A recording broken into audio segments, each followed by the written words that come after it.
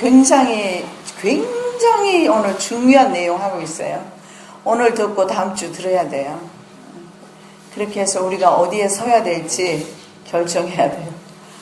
빌라델피아 교회에 대해서 오늘 하는데요. 기도하고 시작하겠습니다. 사랑의 예수님 감사합니다. 이 시간에도 우중에도 불구하고 하나님께서 요한을 통하여서 계시하신 말씀을 듣고자 이 시간에 주님 앞에 왔사오니 신령과 진정으로 예배하게 하옵시며 하나님의 계시 음성을 듣게 하여 주옵시고 요한에게만 들려진 것이 아니라 반드시 속히 될 일들을 저희들이 또한 듣기를 원하며 계시 받기를 원합니다. 그리고 우리가 이 시대를 분별하기를 원합니다. 주님 오실 때가 임박하였사오니 깨어 있어서 준비하는 하나님의 거룩한 신부들 되게 하여 주시옵소서. 마치는 시간까지 성령 하나님께서 이 시간을 주관하여 주시옵소서. 감사하며 예수 그리스도 이름으로 축복하며 기도드립니다. 아멘. 자, 빌라델피아 교회는 제목의 말씀을 열린 문 교회 시대다 이렇게 잡아봤습니다. 열린 문 교회 시대 빌라델피아. 자, 이 빌라델피아는 형제 사랑 이런 뜻이 있어요. 그래서 빌라델피아 교회 시대는 가장 선교가 전도가 활발하게 이루어졌던 시기입니다. 헬라어 필로스 사랑이죠. 아델포스 형제입니다. 그래서 두 단어가 헬라어로 합쳐져서 필라델피아가 되었는데 형제 사랑입니다. 자, 형인 유메니스 2세와의 우애가 아주 깊었던 퍼가모 우리 이미 배웠죠. 퍼가모 통치자 아탈루스 2세가 도시를 건설하면서 붙여주는 이름입니다. 그런데 형제가 우애가 아주 깊었어요. 그래서 그 지역을 빌라델피아라고 하는데 현재 미국에도 이 도시가 있어요. 근데 그 이름이 바로 형제 사랑이다. 자, 이웃에 대한 사랑을 가장 많이 실천했던 교회 시대이다라는 것을 먼저 볼 수가 있습니다. 그래서 도시 이름 하나도 그냥 붙여진 것이 아니라 하나님의 그 뜻이 그 이름 가운데 숨겨져 있는 것을 보게 됩니다. 자, 이 도시는요, 특별히 군사적 위험이 없었습니다. 그래서 다른 지역과는 다르게 군사 수비대가 없었어요. 다른 지역에는 이런 수비대가 있어서 성도들에게 늘 위협이 되었는데 이 지역에는 그런 수비대가 없었습니다. 왜 그러냐 하면 이 도시는요, 루디아, 부르기아 등의 소아시아 지역의 그리스 문화와 헬라어 언어를 전파하기 위한 목적으로 세운 문화 도시이기 때문에 그렇습니다. 그래서 바로 서방에서 동방으로 가는 그 길목에 위치하고 있는 그런 지역이 바로 빌라델피아였습니다. 자, 주 19년에 이르러 루디아인들은 모국어를 잊어버리게 됩니다. 그리고 그리스말을 사용하게 되지요. 자, 여기에서 우리가 볼 수 있는 하나님의 섭리를 우리가 볼 수가 있는데요. 자, 이들은 그리스 국가라든가 헬라들은요, 정복 전장에서 꼭 했던 것이 있습니다. 군사적으로 지배를 하든지 또 하나는 문화, 정신세계를 지배했는데 그 당시에 로마는 그리스도 물론이죠. 그리스는 그리스 문화죠. 그 그리스 문화를 헬레니즘이라고 하죠. 그 그리스 문화를 이식시키기를 원합니다. 왜냐하면 정신세계를 계주시키는 거예요. 항상 보면 강대 국가가 침략했을 때 그 나라의 그 정신세계를 말살하기 위해서는 언어를 익히게 하거나 그 다음에 문화 이런 것들을 바꿔버리거나 종교의식 이런 것들을 바꾸는 일들을 했습니다. 그래서 역시 로마도 헬라도 했던 것이 뭐냐면 정신세계를 로마화 내지는 헬라화 시키는 것인데 이 지역 빌라델피아 지역은 굉장히 빠르게 그리스화 되었다는 것을 볼 수가 있어요. 그런데 하나님께서는 이 그리스화 되온 이 지역 빌라델피아 지역에 그리스화되면서 어떤 일이 일어나게 되느냐면 하나님의 복음의 문이 열리게 되는 것입니다. 자, 헬레니즘을 통해서 그 당시에 군사 도로가 잘 정비되어 있었습니다. 그 군사 도로를 통해서 로마는 아주 빠르게 정복 전쟁을 할 수가 있었습니다. 그리고 나서 그들은 군사적인 목적으로 그 도로를 사용했고, 그리고 언어를 사용했지만 하나님께서는 복음 전파의 기회로 사용하셨어요. 그래서 사도 바울이 헬라 지역인 타소에서 자라게 되죠. 그래서 그리스말을 잘하게 됩니다. 그래서 사도 바울은 바로 그 유럽 쪽으로 복음을 전파할 수 있는 그런 기회가 주어지는 겁니다. 언어가 되지 않는 가운데서는 복음을 전할 수가 없잖아요. 그래서 베드로는 유대인들을 위한 사역을 했다면 사도 바울은 바로 외국인들을 위한 사역을 했던 것을 보게 됩니다. 마찬가지로 이 빌라델피아 지역도 이런 그리스화 되면서 하나님의 복음이 전파되는 기회로 하나님이 사용하셨어요. 그래서 이 지역에 바로 루디아인들이 모국어를 잊어버리고 그리스말을 사용하면서 결과 헬라어로 선교할 수 있는 복음 전파의 문이 열리게 됩니다. 회교도에 박해가 있었어요. 나중에 회교도에 의해서 점령당하기 때문에 교회가 끝까지 그러나 믿음을 지키지요. 그래서 서머나 교회와 함께 빌라델피아 교회는 하나님의 책망이 없는 교회입니다. 7교회 중에서 2교회가 책망을 받지 않는데 필라델피아가 바로 그랬습니다. 이런 회교도의 위험이 있었습니다. 그리고 또 다른 위험, 아까 우리가 말씀 가운데 읽었습니다. 그 자칭 유대인의 회당이라는 그런 무리들의 비방이나 회방도 있었지만 믿음을 지키지요. 그리고 주신인 이 지역은요, 디오니소스를 섬겼습니다. 그리고 다른 지역과 마찬가지로 제사 후에는 술을 마시고 향락을 즐기는 음란한 제사의식을 치르는 곳이었습니다. 그런데도 불구하고 교회는 이교화되지 않고, 그리고 교회는 죽지 않고 끝까지 생존하게 됩니다. 그래서 이 빌라델피아 지역에는 지금도 그 믿음의 사람들이 지금도 그 믿음을 지키고 있다고 합니다. 그런데 그 믿음을 잃어버린 수많은 그 교회들을 보면, 그 교회들이 위치하고 있는 도시들을 보면 사실은 다 파멸당하고 아무것도 없다는 사실을 여러분 아시기 바랍니다. 믿음을 잃어버리면 바로 생명을 잃어버리는 것이고, 생명을 잃어버린 곳에서는 파멸만이 있을 뿐이라는 것을 보여주고 있어요. 자, 회교 국가 투르크족이 소아시아를 침략한 적이 있습니다. 자, 서머나를 제외한 다른 도시들이 모두 항복했는데 이 빌라델피아 도시만은 끝까지 믿음을 지켰습니다. 그것이 바로 앞으로 저와 여러분의 몫이 될 줄로 믿습니다. 자, 지금은 신의 도시라고 불립니다. 알라슈얼이라고 하는데 신의 도시로 불리고 있는데, 자, 이 시기가 프로테스탄트 성경적 기독교 신앙이 절정에 달한 시기가 되겠습니다. 자, 프로테스탄트는 말 그대로 변질된 캐톨릭의 프로테스탄트, 저항하다 이런 뜻이죠. 저항에서 나온 종교입니다. 이것을 우리가 흔히 말하는 개신교라고 합니다. 자, 이 프로테스탄트 성경적 기독교 신앙이 절정에 달한 시기다. 1500년부터 1900년까지 교회 시대를 대표합니다. 자, 여기서 우리가 볼 수 있는 것은 1517년에 마르틴 루터가 종교 개혁을 하게 됩니다. 이 종교 개혁이 일어나면서 교회사에 획을 긋습니다. 그러면서 이때부터 1900년까지 엄청난 많은 그런 종교적인 부흥운동이 일어나기 시작합니다. 자, 복음 전파가 이때야말로 전 세계적으로 확장된 그런 시기입니다. 그래서 교회 역사상 가장 아름답게 복음이 전파가 이루어지고 복음의 꽃이 피었던 그런 시기입니다. 사도행전 1장 8절에 보면 예루살렘과 온 유대와 사마리아 땅 끝까지 이르러 복음을 전하라. 주님의 명령이 있는데 바로 이 땅 끝까지 복음이 전파되는 계기가 바로 이 1500년부터 1900년 여간 사이에 일어나게 되지요.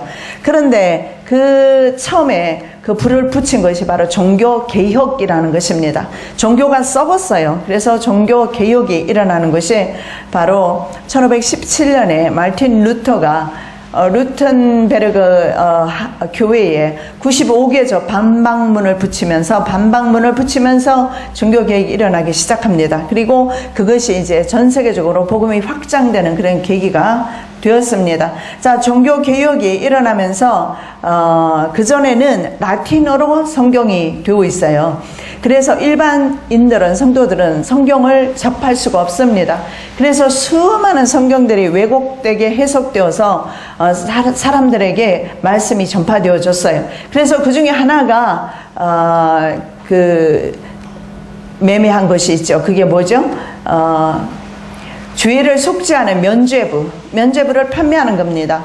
교회에서 면죄부를 판매하는 거예요. 돈을 내면 죄 사함을 받는 겁니다. 정말 어처구니 없는 일들이죠. 그런데 실제로 이런 일들이 일어나고 있음에도 수많은 사람들은 면죄부를 사면서 자신의 죄가 속죄받았다고 속아서 당시에 면죄부를 사는 그런 일들이 일어났어요. 그럴 수밖에 없었던 것은 뭐냐면 그들은 성경을 읽을 수가 없었어요. 라틴어로 되어 있으니까 주어도 읽지 못해요. 내가 여러분에게 영어책을 준다면 영어 하시는 분은 괜찮지만 영어를 모르시는 분은 영어책을 읽을 수가 없어요. 성경책을. 마찬가지예요. 독일말로 번역되어 있는 것을 여러분이 읽을 수가 없어요. 마찬가지예요. 그렇게 되어 있어요. 라틴어로 되어 있어서 신부들의 전유물이었어요. 그런데 종교개혁을 하면서 마르틴 루터가 한 것이 있는데 바로 독일어, 자국어로 번역하는 일을 했습니다. 그러면서 각국에서 번역이 이루어지기 시작합니다.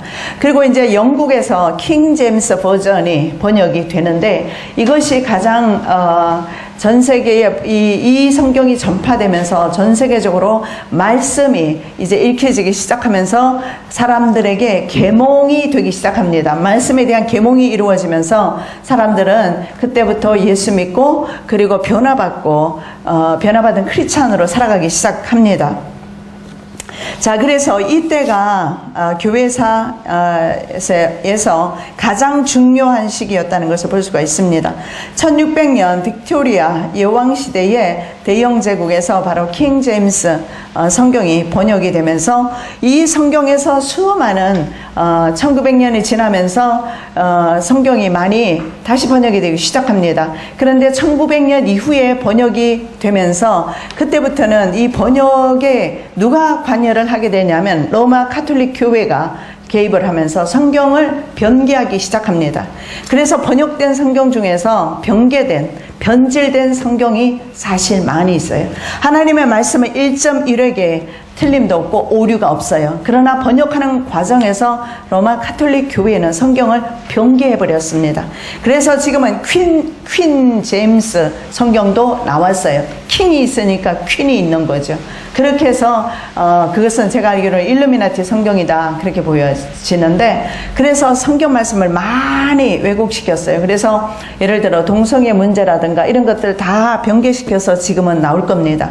그래서 그런 성경들이 나오면서 교회가 타락하기 시작했어요. 무슨 말씀이냐면 성경이 성경 말씀대로 읽혀지고 성경 말씀대로 알게 되어질 때에 역사가 일어나는데 그 성경을 약간씩 변질시켜 버리니까 그때부터 교회에는 생명이 없게 되는 겁니다.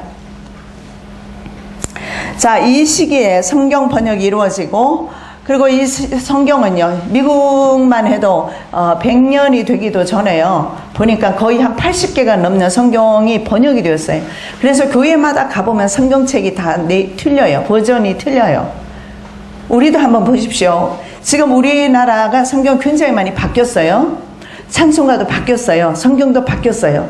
근데 바뀐 내용 가운데 보면 어처구니 없는 내용들 참 많아요. 그리고 찬송가도 마찬가지고 이걸 바꿔놓음으로써 사람들로 하여금 은혜 속에 깊이 들어가지 못하게 하는 게 있어요. 저는 솔직히 찬송가 거의 다 암기하고 있어요. 몇 장인지도 암기하고 있어요. 그래서 눈 감고도 찬양합니다. 근데 내용을 바꿔놔 버렸어요. 그리고 장수도 바꿔놔 버렸어요. 그래서 그것을 찾아야 하고, 그리고 눈을 뜨고 봐야 되고, 눈을 감고 얼마든지 찬양하면서 주님의 은혜를 구할 수 있는데, 그렇게 하지를 못하지요. 이렇게 해서 많이 성경이, 찬송이 이렇게 저들의 계략에 의해서 계속 그 새로운 버전이 나오고 있는 것을 보게 됩니다. 자, 이 시대를 그래서 열린문 교회 시대다. 왜냐하면 복음이 확장되고 선교가 이루어지던 시대라서 이 열린문 교회 시대에 가장 위대한 사람들이 많이 나오기 시작하는데, 위대한 구령자들과 복음 전도자들 그리고 선교사들이 전 세계에 열정적으로 복음을 전파하기 시작합니다. 자, 그래서 말틴 루터, 우리가 아는 대로 말틴 루터를 위시해서 칼빈이라든가 쯔빙글리라는 사람이 종교개혁을 이제 하게 되죠. 이런 종교개혁자들이 일어나면서 유럽에서는 요한 웨슬레 형제와 조지 휘필드, 유명한 분이죠. 존 낙스, 파렐 같은 위대한 설교자가 나왔습니다. 자, 미국에서는 여러분이 아시는 내용대로 찰스 핀이라든가 그리고 스펄전 목사님 잘 아시죠? 드와이트 무디 목사 여러분 들어보셨을 겁니다. 이 시대에 이런 분들이, 이런 부흥사들이 활동하기 시작을 합니다. 그래서 이 부흥사들이 회개 운동을 시작하면서 어떤 일들이 일어나느냐 하면, 실제로 회개라는 것은 삶의 변화까지 가야 회개입니다. 아, 내가 잘못했어 깨닫고 그대로 그 생활을 하는 것은 회개가 아니지요. 근데 그 당시에는 이런 회개가 일어났어요. 오늘날은 우리가 많은 말씀을 듣기는 하지만 삶 가운데서 말씀대로 실천하는 삶을 살지 않습니다. 그런데 당시에는요, 이런 일들이 실제적으로 일어났어요. 술집이 문을 닫습니다. 술 주정뱅이가 더 이상 술을 마시지를 않습니다. 그리고 가정으로 돌아갑니다. 그러면서 이들은요, 술집이 문을 닫으니 술을 마실 수가 없게 되죠. 그리고 모든 잘못된 행위를 고치기를 시작을 합니다. 자, 그래서 그들의 삶 가운데서 삶과 행위가 고쳐지는 일들이 일어나기 시작했어요. 부흥운동이 일어난 거죠. 전 세계적으로 유럽과 미국. 자, 우리나라는 어떻습니까? 그 부흥의 여파로 수많은 선교사님들이 우리나라에 들어오기 시작합니다. 그래서 우리나라에도 선교사님들이 들어오면서 장로교회와 침례교회 그리고 감리교회 목사님들이 들어오면서 우리나라에도 복음이 전국적으로 전파되는데요. 우리나라 같은 경우에도 하나님의 특별 은총을 받았습니다. 왜 그러냐면, 자, 일본과 우리나라가 동시다발적으로 복음이 전파됐어요. 그런데 일본은 현재 0.2%가 안 됩니다. 기독교인이. 근데 우리나라는 캐톨릭을 포함해서 기독교인이 거의 50%입니다. 어떻게 이렇게 차이가 날 수가 있을까요? 우리나라는 당시에 일본의 압제를 받고 있었습니다. 그래서 바로 성경에서 선포하는 자유와 평등이라든가 이런 사상이 우리나라 사람들에게 바로 이런 소식들이 기쁨으로 들렸습니다. 왜냐하면 억울하고 그리고 환난당하고 어려움을 당하는 입장에서 우리나라, 그리고 우리나라는 수천 년 동안 침략은 한 번도 해보지를 못하고 항상 공격을 받았던 민족, 어떻게 보면 이스라엘과 비슷한 순환의 민족입니다. 그러다 보니까 우리나라는 이런 새로운 그 사상이죠. 어떻게 보면 새로운 사상인데, 바로 이 예수님에 대한 복음, 자유에 대한 복음, 진리를 알지니 진리가 너희를 자유케 하리라. 이런 진리를 접하면서, 자유를 접하면서, 그리스도 안에서 이런 자유를 접하게 되면서 이제 이 복음이 전국적으로 확장되기 시작합니다. 그래서 우리나라에도 바로 이 시기에, 말하자면 이 시기에 부흥운동의 여파로 들어온 선교사님, 그 수많은 선교사님들에 의해서 복음을 받아들이게 되었고, 일본은요 복음이 황실로 전파되었어요. 그러다 보니까 폐쇄되어서 복음이 확장되지를 못한 겁니다. 그래서 일본은 거의 무신론 국가라고 볼 수 있습니다. 그래서 우리나라는 순환은 당했지만, 어려움은 당했지만 그 순환 때문에 주님을 영접할 수 있습니다. 그래서 이 상한 심령으로 있는 것이 얼마나 참 중요한 것인가를 볼 수가 있어요. 그런데 이 빌라델피아 기간의 끝인 1950년경 부터는요, 라우디게아, 다음 주는 못하고요. 강의 때문에 못하고 그 다음 주에 하게 될 겁니다. 자, 1950년경 라우디게아 교회 시대로 들어갑니다. 이 라우디게아 교회가 어떤 것이 문제인가? 라우디게아 교회를 보면서 내 자신을 바라볼 수 있는 안목이 생겨야 합니다. 왜냐하면 라우디게아 교회 시대의 모습이 오늘날의 교회 시대의 모습이기 때문에 그렇습니다. 자, 이 라우디게아 교회 시대 1950년경부터 라우디게아 교회 시대로 들어가게 되는데 꼭 그렇게 정할 수는 없지만 거의 1900년이 지나면서 이제 기독교가 썩기 시작합니다. 자, 다시 로마 카톨릭으로 향하게 되면서 로마 카톨릭은요, 그 사이 동안 거의 400~500년 동안은요, 지하로 숨어들었어요. 그래서 카톨릭은 거의 활동을 이 시기에 하지 못하게 됩니다. 그런데 다시금 이제 로마 캐톨릭이 힘을 얻게 되는 것이 1900년을 지나면서 힘을 얻게 됩니다. 그래서 교회는 다시 로마 카톨릭화 되면서 배교의 길로 가기 시작합니다. 로마 카톨릭화 된다는 것은 조직적이고, 그리고 왜냐하면 로마 카톨릭 굉장히 조직이 잘 되어 있잖아요. 조직적입니다. 과거에 이스라엘의 그 종교가 그랬습니다. 국가 종교였어요. 대신에 조직적이고 예배 제사도 있고 하지만 중요한 것은 형식 종교로 전락했다는 거예요. 캐톨릭 교회가 형식 종교로 전락한 것처럼 오늘날 개신교회도 대형 교회를 지향하면서 형식적인 종교, 생명 없는 종교로 전락한 것을 보게 됩니다. 우리나라와 같이 이렇게 복음이 많이 전파된 곳이 별로 없어요. 그런데 우리나라가 그렇다 보니 대형 교회가 전 세계적으로 대형 교회가 제일 많습니다.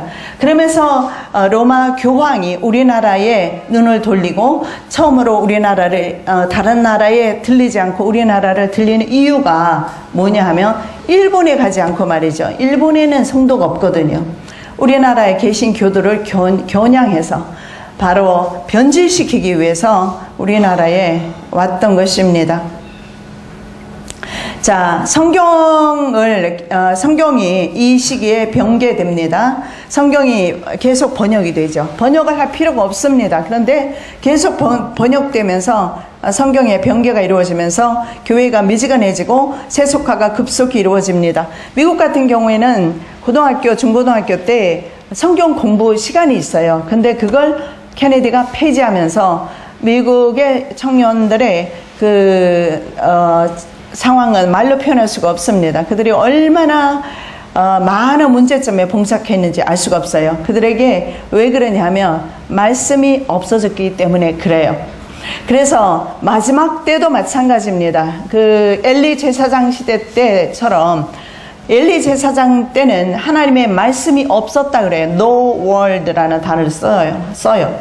하나님의 말씀이 없었어요. 그래서 마지막 때는 말씀의 기갈이 온다.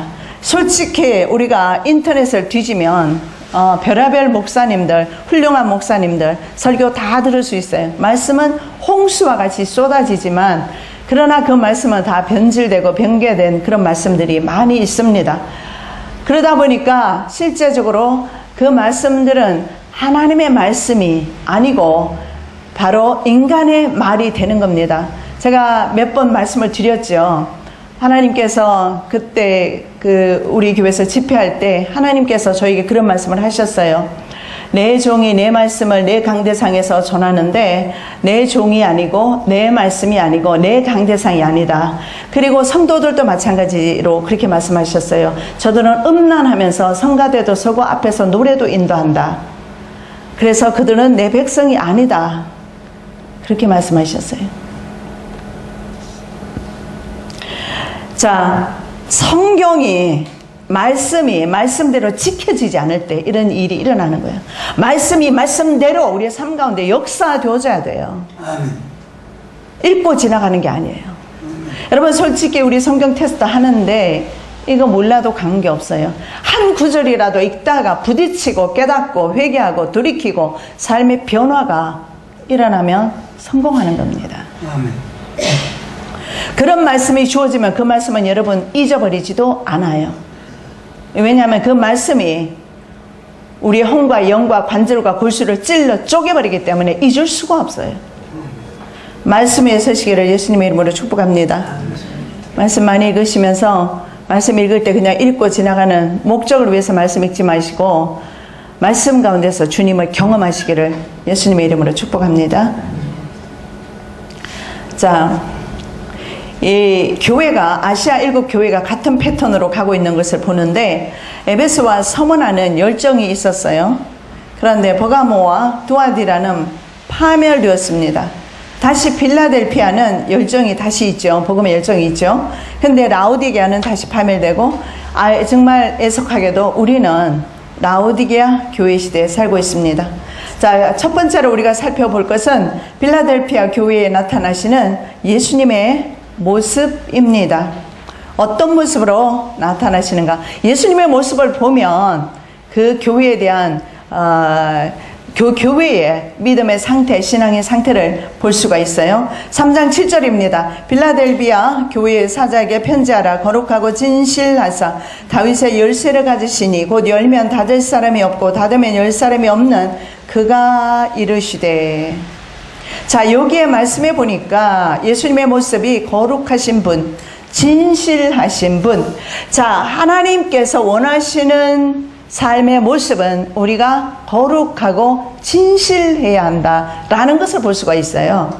왜냐하면 예수님의 모습이 그런 모습으로 나타납니다. 빌라델피아 교회 성도들이 그러했습니다.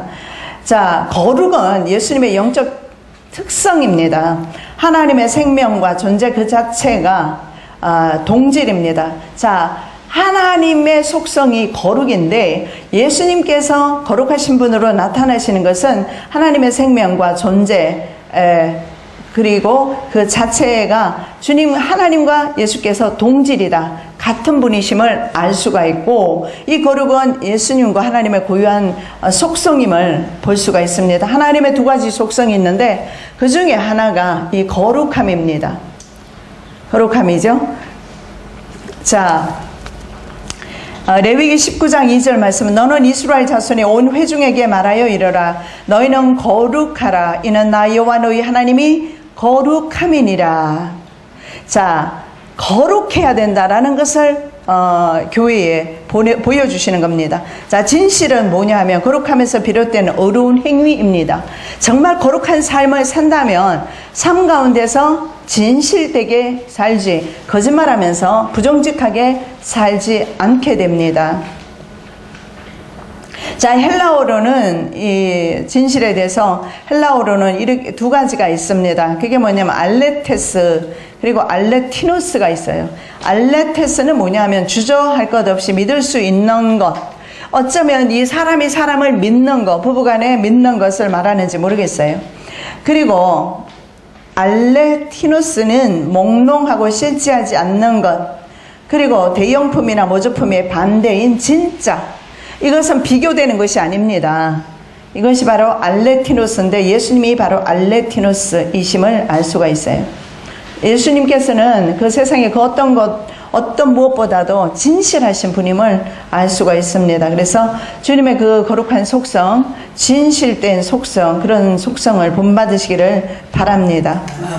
자, 다윗의 열쇠를 가지고 나타나시네요. 다윗의 열쇠를 가지신 예수 그리스도께서 필라델피아 성교의 문을 열어주시는 것을 보게 됩니다. 자, 성교를 하든 복음 전파를 하든 주님께서 하시는 것을 보게 됩니다. 다윗의 열쇠를 가지고 있다는 것은 뭐냐 하면 복음 전파의 그 키를 가지고 계시는 것을 보여주고 있는 겁니다. 자, 이 복음이 전파되고 그들이 복음을 받아들일 때 그들은 어떤 문이 열리죠? 천국 문이 열리는 겁니다. 이것이 바로 천국 키예요. 자, 서머나에서 시작해서 소아시아 동방까지 나아가는 길목의 도시가 바로 빌라델피아라고 말씀드렸어요. 자, 소아시아 쪽에서 그 서머나에서 소아시아를 지나서 동방까지 가는 그 길목에 있는 곳이 빌라델피아인데, 이 빌라델피아 지역은 그래서 군인들도 지나가고 상인들도 지나가고 그런데 주님께서는 이 길목을 통해서 선교사님들이 지나가도록 하셨어요. 그래서 그 선교사님들이 어디까지 오느냐? 우리가 살고 있는 동방까지 오게 되는 것입니다. 이것이 바로 하나님의 놀라운 역사입니다. 하나님께서 세상 역사와 지리적인 여건이나 역사적인 상황이나 이런 것들을 사용해서 복음을 전파하는 것을 볼 수가 있습니다. 그래서 우리에게 주어지는 모든 환경은 하나님의 복음의 도구가 된다는 사실을 여러분 아셔야 합니다. 그래서 내가 주님 앞에 거룩하고 진실되게 서 있을 때 하나님께서는 나를 통해서 어디에 서든지 간에 복음의 도구로 사용한다는 사실을 아시기 바랍니다.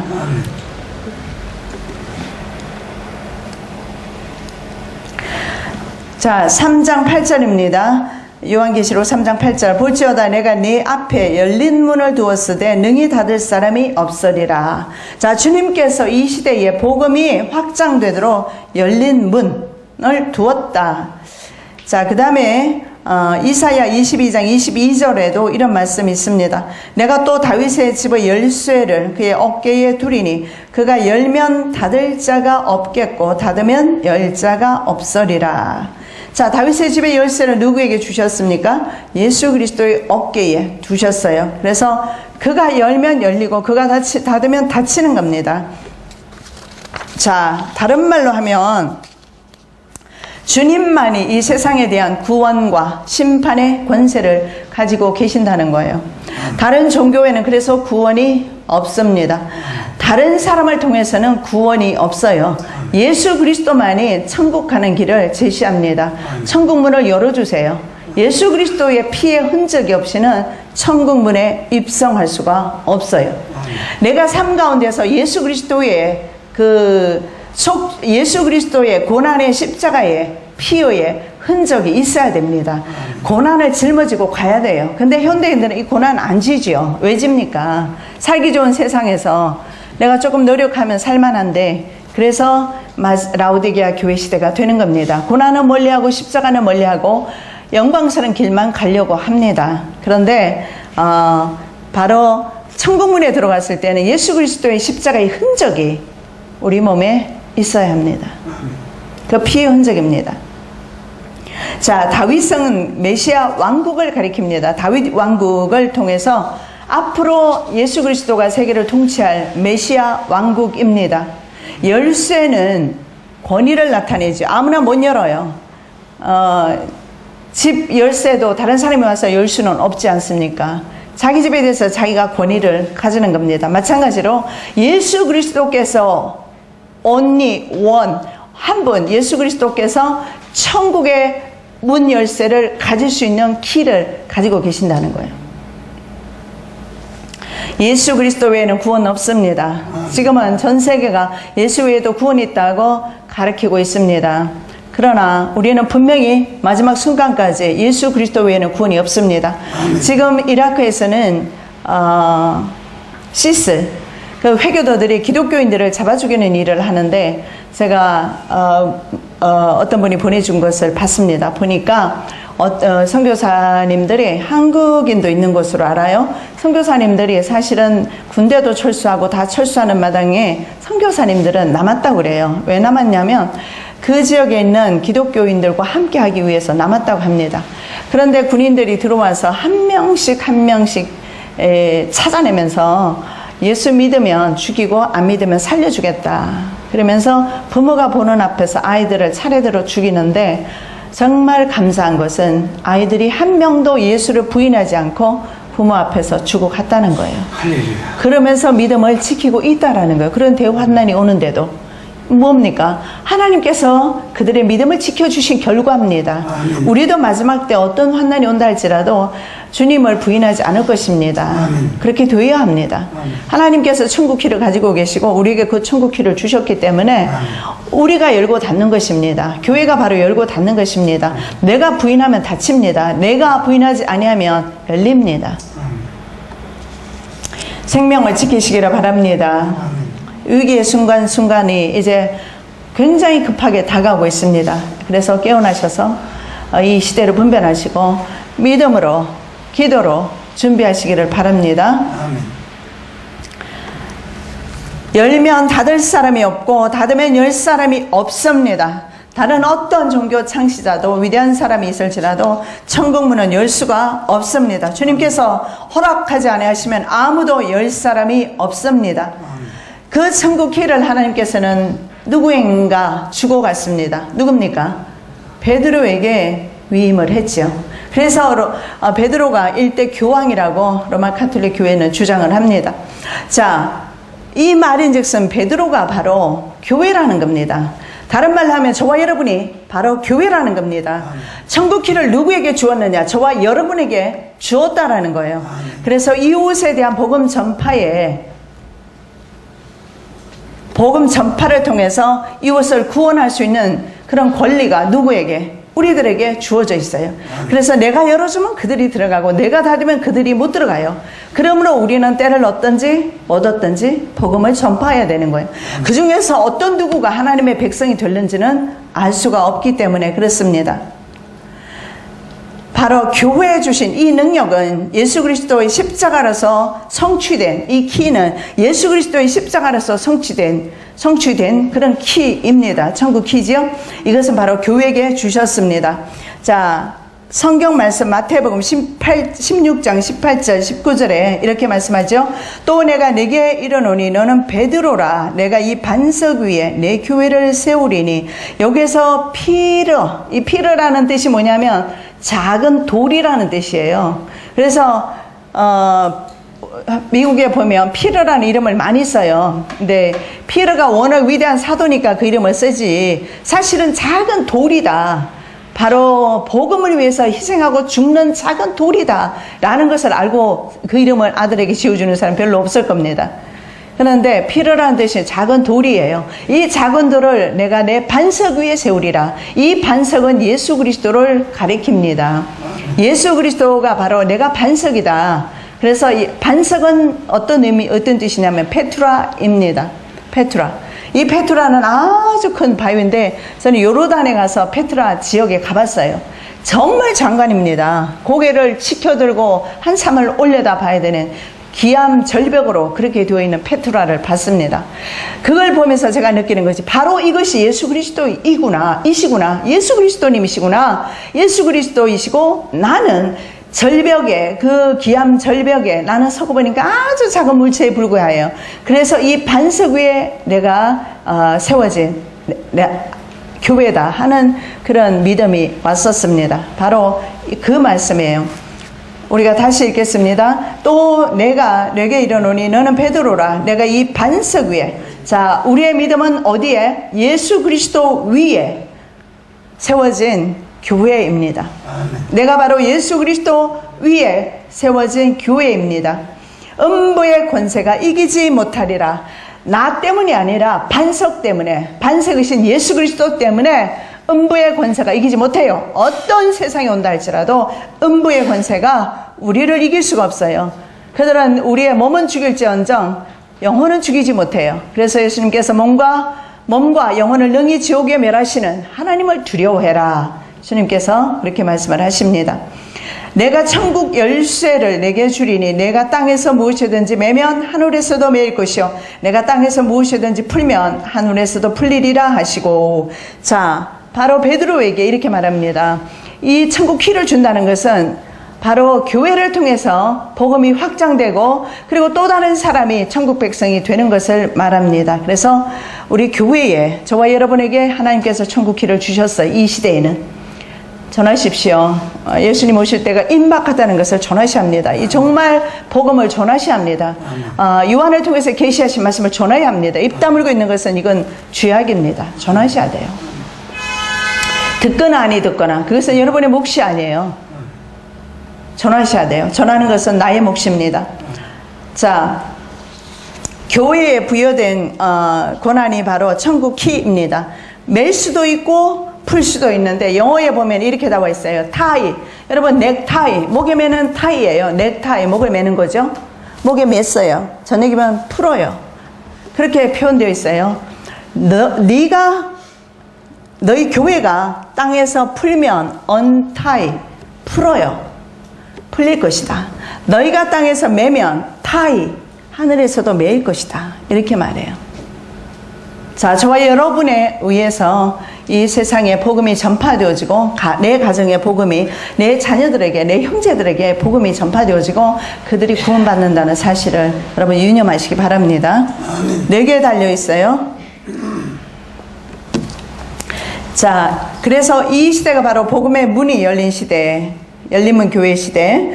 자, 개인적으로는 천국의 문을, 그리고 교회적으로는 성교의 문인 것을 알 수가 있습니다. 지금까지는 제가 동시에 같이 말씀을 드렸어요. 우리 개인 전도를 통해서 내가 구원받고 내 가족이 구원받고 내가 친척 형제가 그리고 우리 지역이 구원받는 것을 말합니다.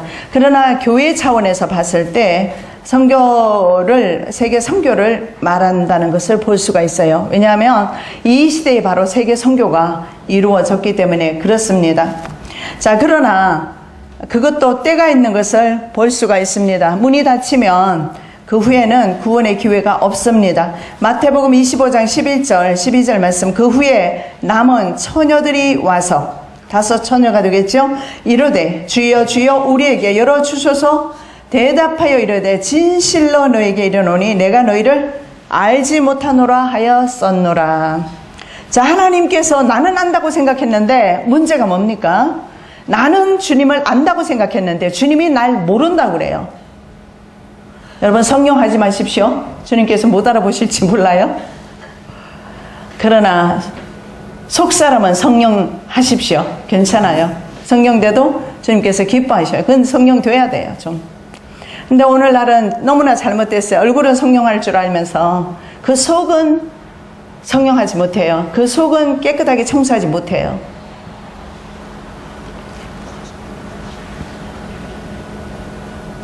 이미 시기가 지나버리면 기회가 없습니다.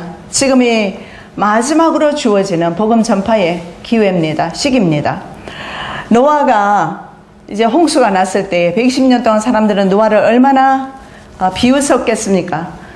얼마나 그를 조롱했겠습니까? 멀쩡한 햇빛이 쨍쨍 내리쬐는 그런 날에도 노아는요, 그 햇빛을 보지 않았어요. 비를 봤습니다.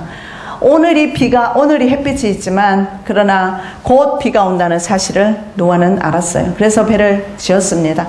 그러나 대부분의 사람들은 햇빛만 봤다라는 거예요. 오늘도 마찬가지예요. 오늘날도 마찬가지예요. 햇빛만 보고 있어요. 심지어는 모든 교인들, 성도들조차도 그렇다라는 거예요. 그러나 정말 심판의 날을, 비 오는 날을 우리가 생각을 해야 합니다. 자, 그 날이 되었을 때는요, 우리가 정말 깨달아도 늦다는 사실을 깨달으시기 바랍니다.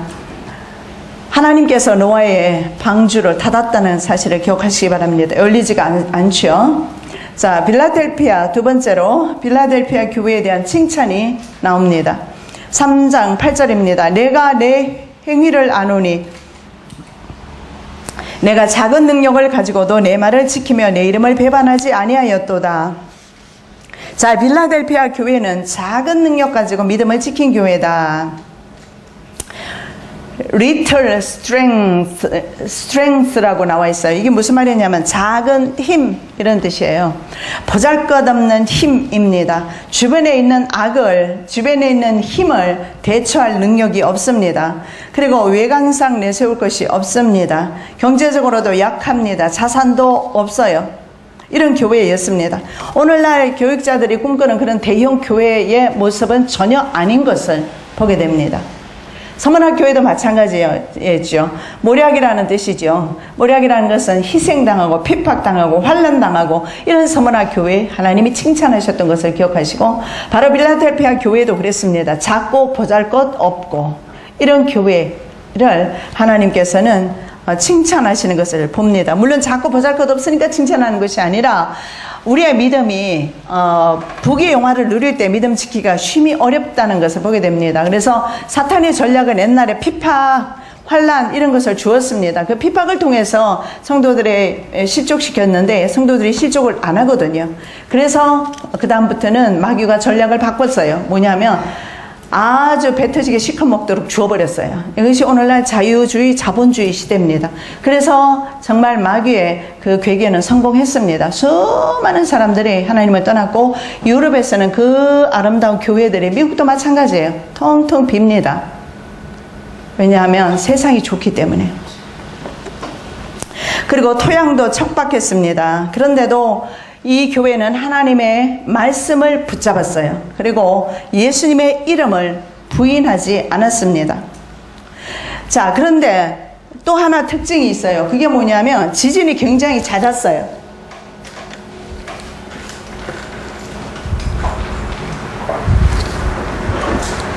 자, 지진이 너무 많이 잦아서 이 지역에서는 항상 떠날 채비를 하고 살았습니다. 자, 가난한 교회였어요. 그런데 예수님의 선교 명령은 끝까지 준수했어요. 아까 제가 말씀드렸던 사도행전 1장 8절의 말씀을 순종했던 교회입니다. 그리고 더 나가서 마태복음 28장 19절 20절 말씀을 바로 예수님의 마지막 명령이지요. 예수님의 마지막 부탁이지요. 순종했던 교회입니다. 그러므로 너희는 가서 모든 민족을 제자로 삼아 아버지와 아들과 성령의 이름으로 세례를 베풀고 내가 너희에게 분부한 모든 것을 가르쳐 지키게 하라. 볼지어다 내가 세상 끝날까지 너희와 항상 함께 있으리라 하시니라. 오늘날 성경 공부 많습니다. 조직이 많습니다. 성가대 그리고 각 부서 엄청 많습니다. 조직은 잘 되어 있어요. 근데 문제는 가르쳐 지켜 행하는 데까지는 나가는데 오늘날 한국 교회가 실패하고 있어요. 지켜 행하는 삶 가운데서 변화가 일어나는 그런 신앙을 가르치지는 못합니다. 실패합니다. 얼마나 많은 성경 공부, 훌륭한 성경 공부 교재가 있고 그걸 가지고 하지만 그러나 삶의 변화까지는 가지가 않는다는 거예요. 그런데 이 교회는 실제로 선교하는 일과 그리고 제자화, 계속 제자를 만들어내는 겁니다. 그리고 교육하는 일을 잘 감당했어요. 교육의 목적은요, 기독교 교육의 목적은 생명을 궁극적으로 얻게 하는 겁니다. 세상 교육은요, 지식입니다. 그러나 기독교 교육의 목적은, 마지막 목적은요, 생명입니다.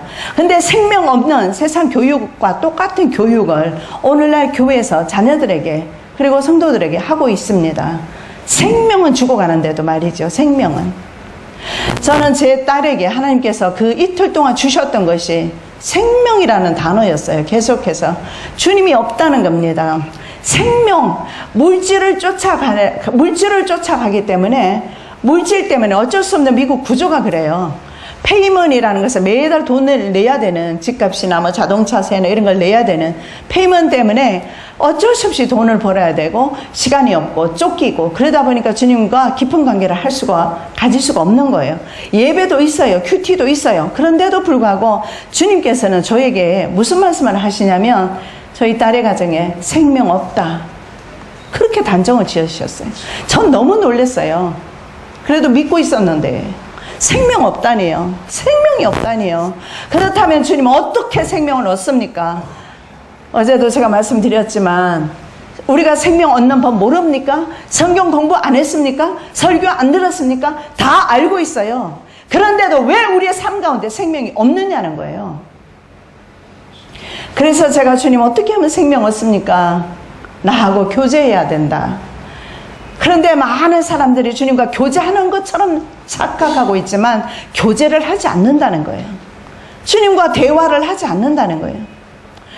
시냇가에 심긴 나무처럼 날마다 시냇가에 심긴 나무는 날마다 항상 물을 공급받습니다. 그러한 공급받는 그런 삶, 그것이 바로 주님과 교제하는 삶. 그러니까 주님과 함께 살아가는 거죠. 우리가 뭐 세상에 마음을 뺏기고 있다가 주님 앞에 교회에 와서 예배 드렸으니 나 주님과 오늘 관계했다. 누가 그렇게 말합니까? 누가 그렇게 예배 드렸다고 해서 교회 다녀갔다고 해서 어떤 누가 주님과 깊은 관계 가운데 있다고 말합니까? 주님은 나 너 모른다 이렇게 말해요. 심각한 문제예요. 그런데 하나님께서 정말 감사하게도 전해라, 딸에게 전해라, 들을 것이다. 들었어요. 그리고 자기가 일하던 병원 바로 사표 내고 한국에 와서 엄마 밑에서 영성훈련 받기로, 순종하기로 했어요. 이것이 변화 아니겠습니까? 저는 그때부터 정말 감사했던 것이 뭐냐면 우리가 어떤 죄를 저질렀을지라도, 우리가 어떤 문제가 있을지라도, 주님 앞에 어떻게 우리가 잘못 서 있을지라도 중요한 것은 돌이키는 게 중요하지 않습니까? 돌이키는 거. 그래서 돌이키는 것을 보면서 저는 참 어떻게 보면 아이들이 장래를 망치는 것과도 같습니다. 아니 계속 병원에서 커리어 쌓고 더 공부도 좀 하고 이렇게 해야 되는데 애를 끌고 와서 어떡하겠다는 거예요. 그러나 나는 그때 알았어요. 생명이 더 중요하다는 사실을. 생명 잃어버리면 뭐가 중요합니까? 뭐가 중요해요? 아무것도 중요한 게 없어요. 그런데 오늘날 많은 사람들은 마귀의 게임에 빠져서 생명 있는 줄로 착각하고 사실은요, 생명이 아니라 세상을 가지고 물질을 가지고 살아간다는 사실입니다.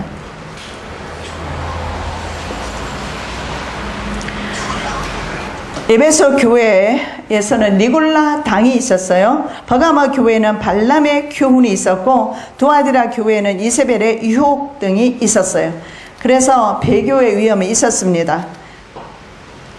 그러나 빌라델피아 교회는 역시 니골라 사탄의 회당인 자칭 유대인이라 하는 사탄의 회당에 그런 미혹이 있었습니다. 그런데 그들은 예수 이름을 부인하지 않았다. 자, 오늘 말씀에 이방인들이 교회에 무릎을 꿇게 된다 이렇게 말합니다. 보라, 사탄의 회당 곧 자칭 유대인이라 하나 그렇지 아니하고 거짓말하는 자들 중에서 몇을 내게 주어 그들로 와서 내 발 앞에 절하게 하고 내가 너를 사랑하는 줄을 알게 하리라. 자, 사탄의 회당 자칭 유대인이라 하지만 그러나 진짜 유대인이 아니고 거짓말하는 자들이다. 이들 세력에 대해서 우리가 좀 살펴보겠는데요. 이사야 60장 14절에도 계속 말씀을 하는데 너를 괴롭히던 자의 자손이 몸을 굽혀 내게 나오며 너를 멸시하던 모든 자가 내 발 아래 엎드려 너를 일컬어 여호와의 성읍이라 이스라엘의 거룩한 이의 시온이라 하리라. 자, 마지막 때는 이런 악의 소굴에 있는 사람들이 돌아오기도 합니다. 그러나 정말 중요한 것은 자 보십시오. 서문하는 사탄의 회가 있었어요. 계시록 2장 10절에 버가모 교회는 사탄의 보좌가 있었어요. 두아디라 교회는 사탄의 깊은 것 있었어요. 다 있어요. 자, 빌라델피아 교회는 사탄의 회당이 있었습니다.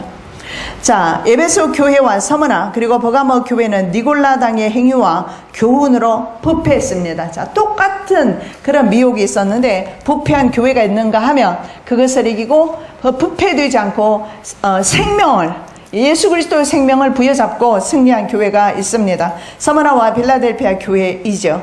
자칭 유대인을 물리치고 칭찬을 받습니다. 자, 그렇다면 이 자칭 유대인이 누구냐는 거죠.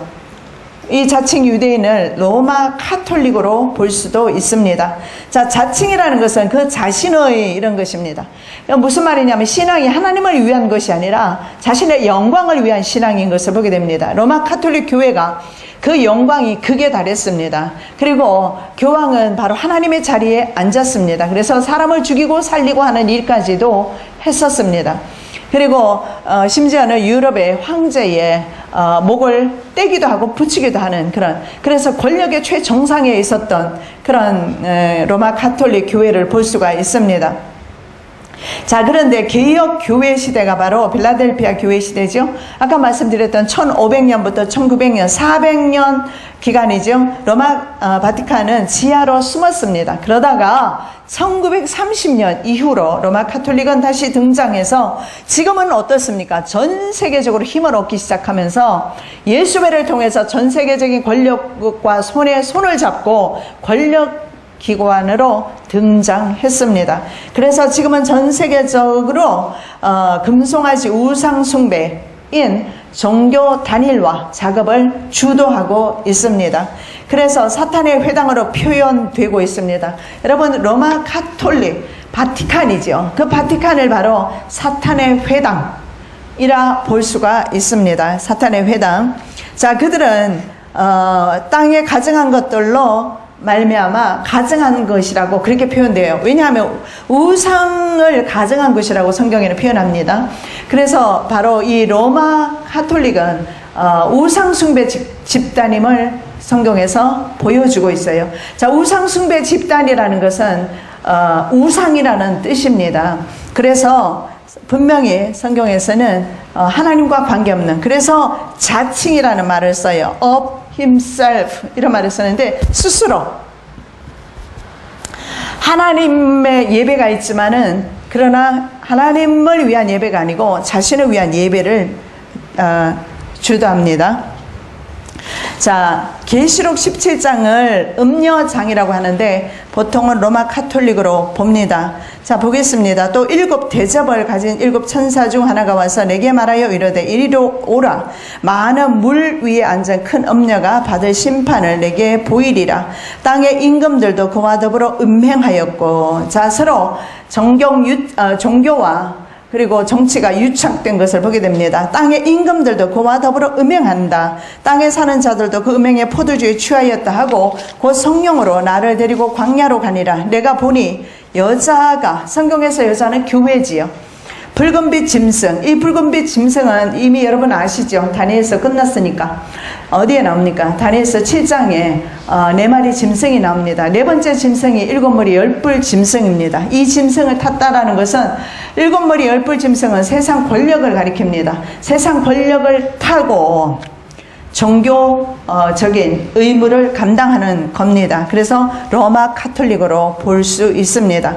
자, 여자가 붉은빛 짐승을 탔는데 그 짐승의 몸에 하나님을 모독하는 이름들이 가득하고 7머리와 10뿔이 있으며, 그 여자는 자줏빛과 붉은빛 옷을 입고 금과 보석과 진주로 꾸미고 손에 금잔을 가졌는데, 로마 카톨릭의 모습이고, 그리고 수도사 그 신부들의 모습이 바로 자줏빛 붉은빛 옷을 입고 있죠. 가증한 물건과 그의 음행에 들어온 것들이 가득하더라. 그의 이마에 이름이 기록되었으니 비밀이라 큰 바벨론이라. 땅의 음녀들과 가증한 것들의 음이라 하였더라.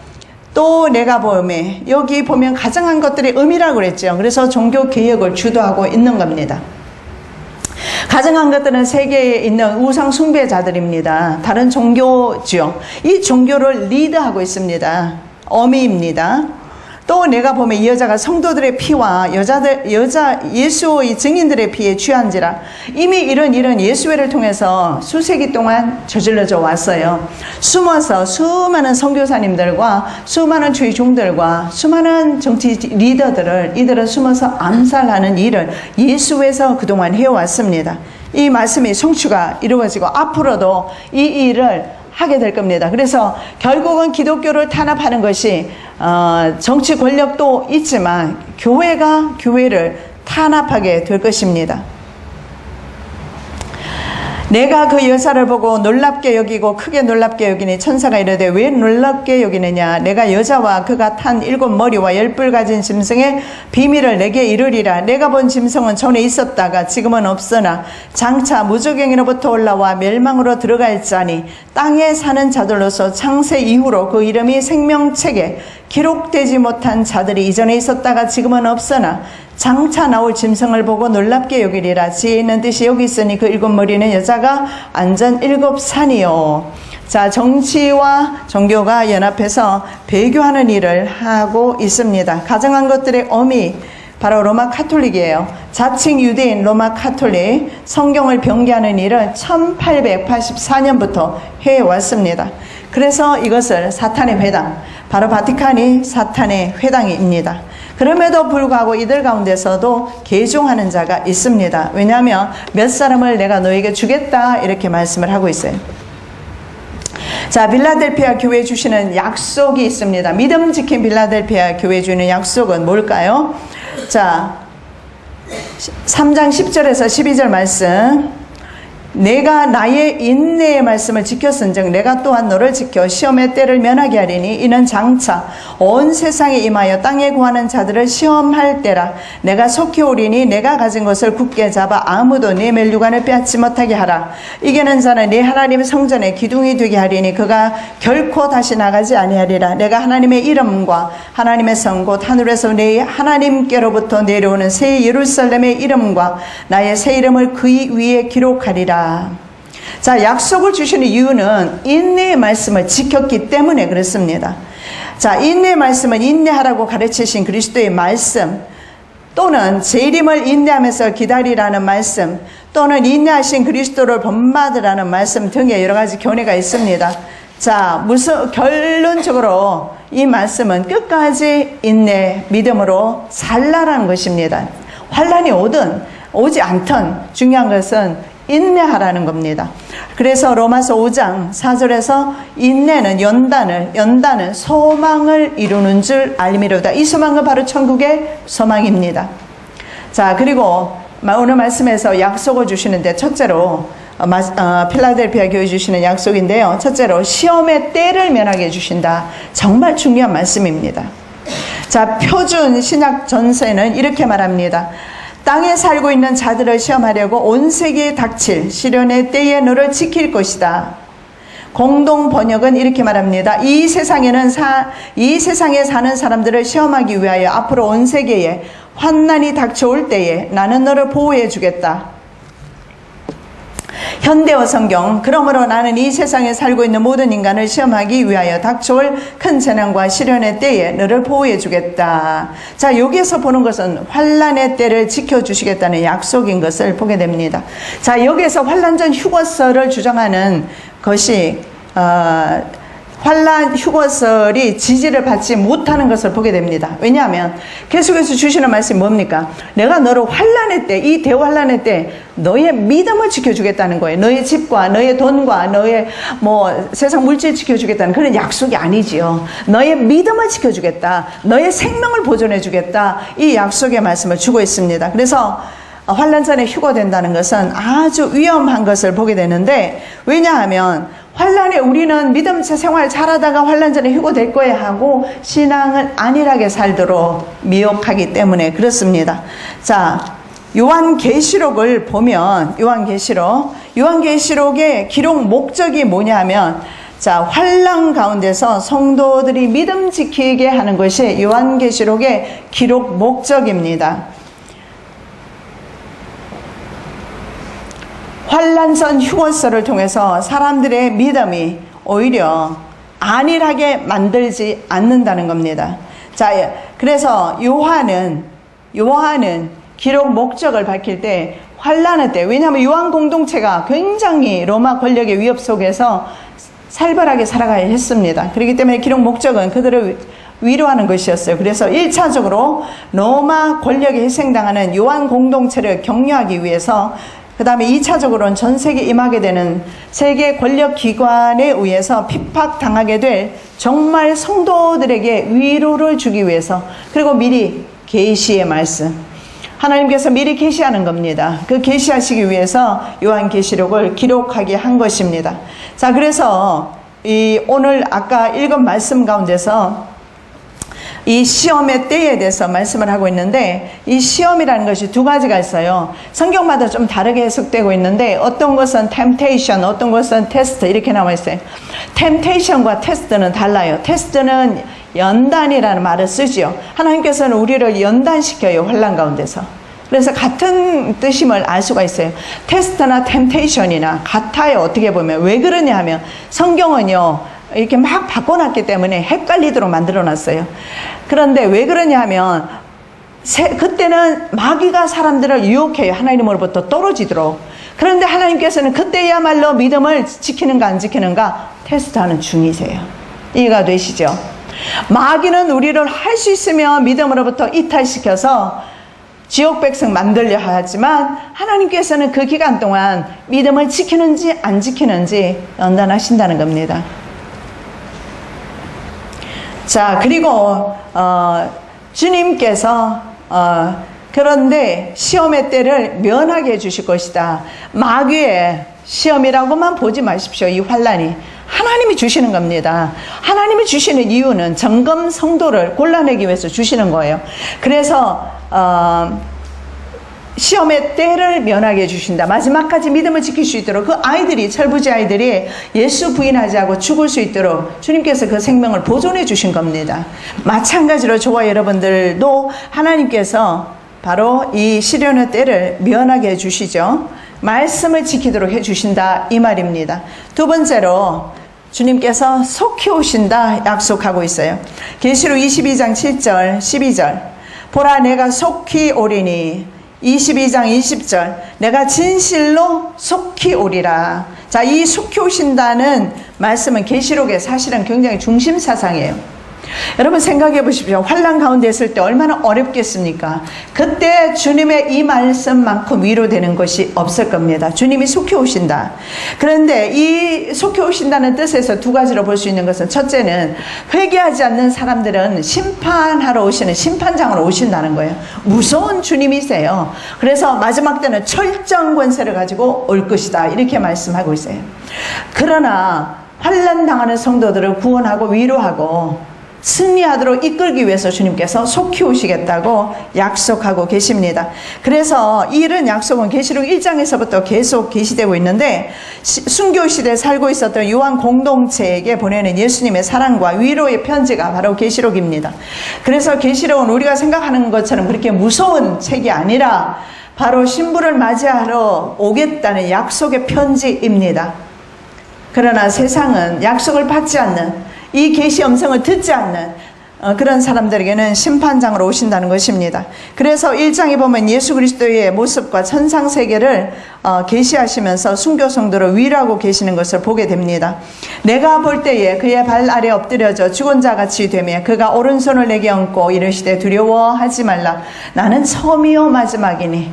자, 세상 역사는 주님에 의해서 이루어지고 있어요. 역사의 주인은 하나님이십니다.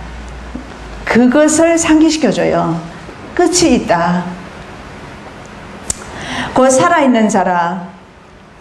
내가 전에 죽었었노라. 볼지어다 이제 세세토록 살아있어 사망건부의 열쇠를 가졌노니. 자, 여기서 내가 죽었었노라. 내가 바로 예수, 십자가에 달렸던 그 예수니라. 내가 부활했지 않느냐. 너희들도 내가 부활한 것처럼 너희들도 부활할 것이니라. 그래서 생명을 지키라고 격려하고 계시는 겁니다. 그래서 그 다음에 말씀이 뭐냐면, 가진 것을 굳게 붙잡아라. 필라델피아 교회, 그리고 저와 여러분에게 주시는 말씀은 가진 것이 뭐냐는 거예요. 돈이요? 명예요?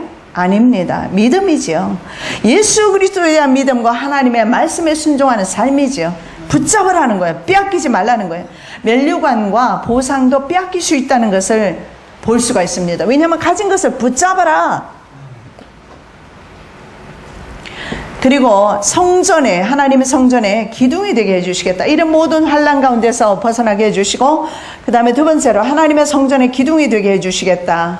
자, 이 기둥은 두 가지 뜻이 있는데, 하나님의 성전에는 두 가지 기둥이 있어요.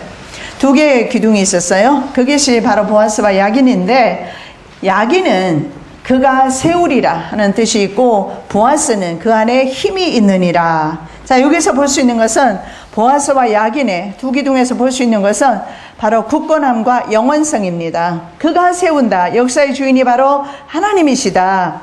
그리고 또 하나는 힘이 있느니라. 하나님 안에 힘이 있습니다. 그걸 약속의 말씀으로 주고 있어요. 당시 소아시아나 빌라델피아 지역에서 충성스러운 제사장들이 있었어요. 물론 이교 제사장들이지만, 이 제사장이 죽으면 정각안에 그의 이름과 그의 아버지 이름을 새겨 넣는 새 기둥을 세워주는 그런 관습이 있었다고 합니다. 그래서 항상 하나님의 말씀은 그 시대를 반하는 것이 아니라 그 시대를 바라보시면서 사람들이 이해할 수 있는 언어로 말씀하시는 것을 보게 됩니다. 그래서 그런 관습을 이용해서 나는 너를 천국 성전의 기둥이 되게 해주시겠다. 그런 것을 약속하고 있어요. 아멘을 왜 아무도 안 하세요? 강의가 너무 심각한가? 힘들었습니다. 아니면 제가 너무 잘해서 빠져들어서 아멘할 시간이 없었나요? 예, 저와 여러분을 천국 성전에 기둥이 되게 해주시겠다. 그것을 말씀하고 있습니다.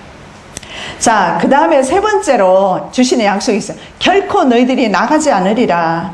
이거 우리가 무슨 말인가 이해하기 어려운데요. 빌라델피아 사람들은 알고 있어요. 항상 그들은 진보다리를 싸고 있어야 돼요. 언제 지진으로 그곳을 떠나야 될지 몰라요. 근데 너희들이 이제는 더 이상 무브할 필요 없다. 나갈 필요 없다. 이걸 약속을 주셔요. 자, 주후 17년에 대지진이 있었습니다. 그래서 4대를 비롯한 10개 지역이 초토화되었을 때 다른 지역은 다시 회복이 되었습니다. 되었지요. 왜냐하면 여진이 없었어요. 그런데 희한하게도 말이죠. 필라델피아 지역은 계속 여진에 시달렸어요. 지속적으로. 그래서 지진투성이의 도시라는 별명을 갖게 될 정도로 진동은 거의 매일 있었다고 합니다.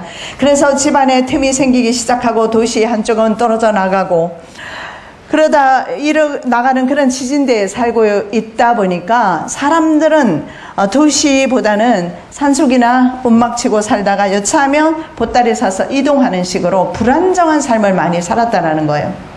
그런데 이들에게 주시는 약속의 말씀은 너희들이 결코 나가지 아니하리라. 오늘날 지진과 기후와 여러 가지 많은 문제가 이 지구상에 난무하고 있어요. 그러나 천국에서는 그런 일이 없을 것이다. 약속의 말씀을 주고 있습니다. 다시는 나가지 아니하리라. 필라델피아 교회에게는 현실적인 문제까지도 주님께서 간과하지 아니하시고 기억하고 계신다는 것을 보여주고 있습니다. 너희가 다시는 지진 때문에 나아가는 일이 없도록 해주겠다. 그러니까 우리가 살아가는 모든 삶의 여정 가운데서도 주님이 함께 하시는 것을 보게 됩니다. 대신에 세상을 나그네처럼 사는 성도들에게 천국의 안정된 그리고 보장된 삶을 말씀을 하는 것이기도 합니다.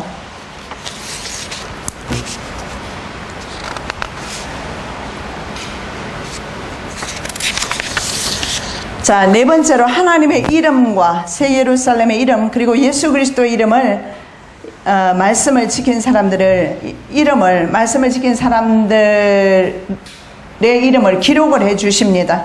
자, 대지진 이후에 로마의 디베리오 황제가 4대를 비롯하여서 4대 교회에 있었죠. 4대를 비롯해서 필라델피아 지역을 복구할 수 있도록 도와주었습니다.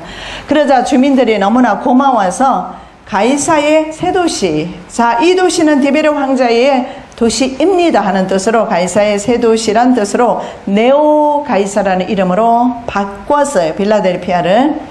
그리고 베시파시안 황제 때는 또 베시파시안 황제께 감사해서 도시 이름을 황제의 성을 따라서 폴리비아라고 바꿨어요. 그러면서 필라델피아 지역은 계속해서 이름을 바꾸기 시작합니다. 그 후에도 계속해서 이름을 바꿨어요.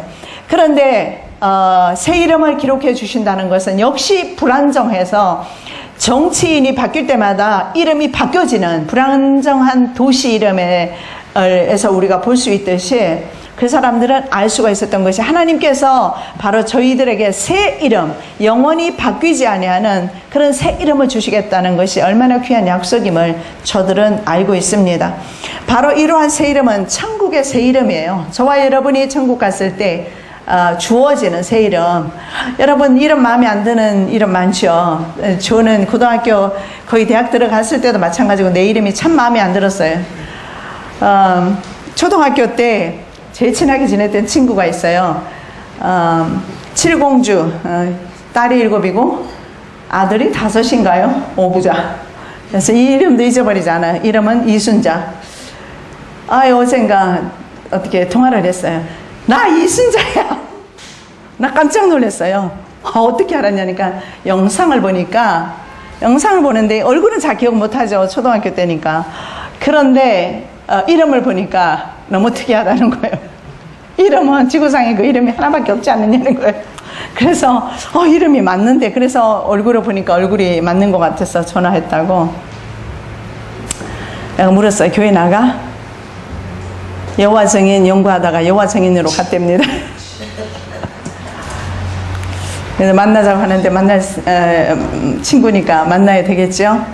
그러나 참 반가웠어요. 어쨌든 이름이 특이했어요. 그래서 내 이름에 참 불만이 많았는데 마지막 종말을 접하고 나서야 하나님께서 이름을 아버지에게 주실 때 뭐라고 말했냐면 얘는 천년왕국 기념물이다. 천년왕국의 복을 누린다 말씀했대요. 얼마나 감사해요. 그래서 아버지가 다니엘서 12장 말씀을 따라서 1335일을 견디는 자가 복이 있으리라. 복자예요. 그래서 제 이름이 세상 복이 아니고 하늘나라 복이에요. 그래서 누릴 향자 복자, 하늘나라 복 누리라고 이름 지어줬어요. 그래서 제가 이 종말 시대를 접하면서 내 이름 안 바꾸잖아요. 절대 안 바꾸잖아요. 귀하게 생각해요. 왜냐하면 내가 죽든지 살든지 나는 천국 백성이야. 이것 때문에 굉장히 좋아요. 그러나 하늘나라 갔을 때 여러분 우리의 모든 이름이 새 이름으로 바뀌어질 겁니다. 주님만이 아시는 이름으로 바뀌어질 거예요. 예, 그 이름을 약속하십니다.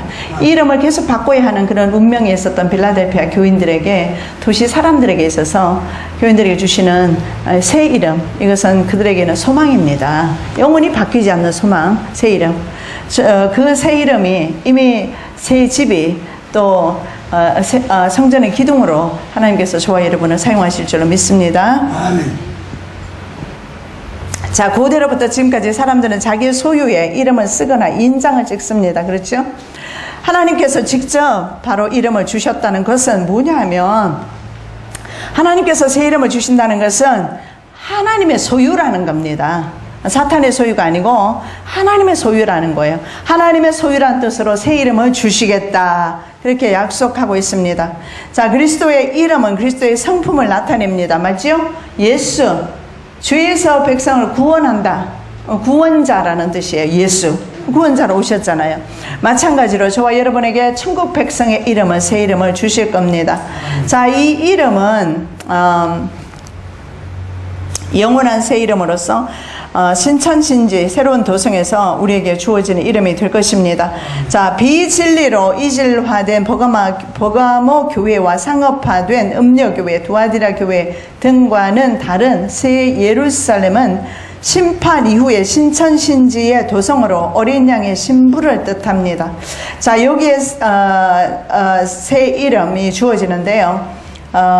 새 예루살렘을 주시겠다고 약속을 하셨어요. 새 이름을 주시고 또 예루살렘, 새 예루살렘. 그런데 보니까 계시록 말씀에, 계시록 21장 1절 2절 말씀에 이렇게 말씀하죠. 또 내가 새 하늘과 새 땅을 보니 처음 하늘과 처음 땅이 없어졌고 바다도 다시 있지 않더라.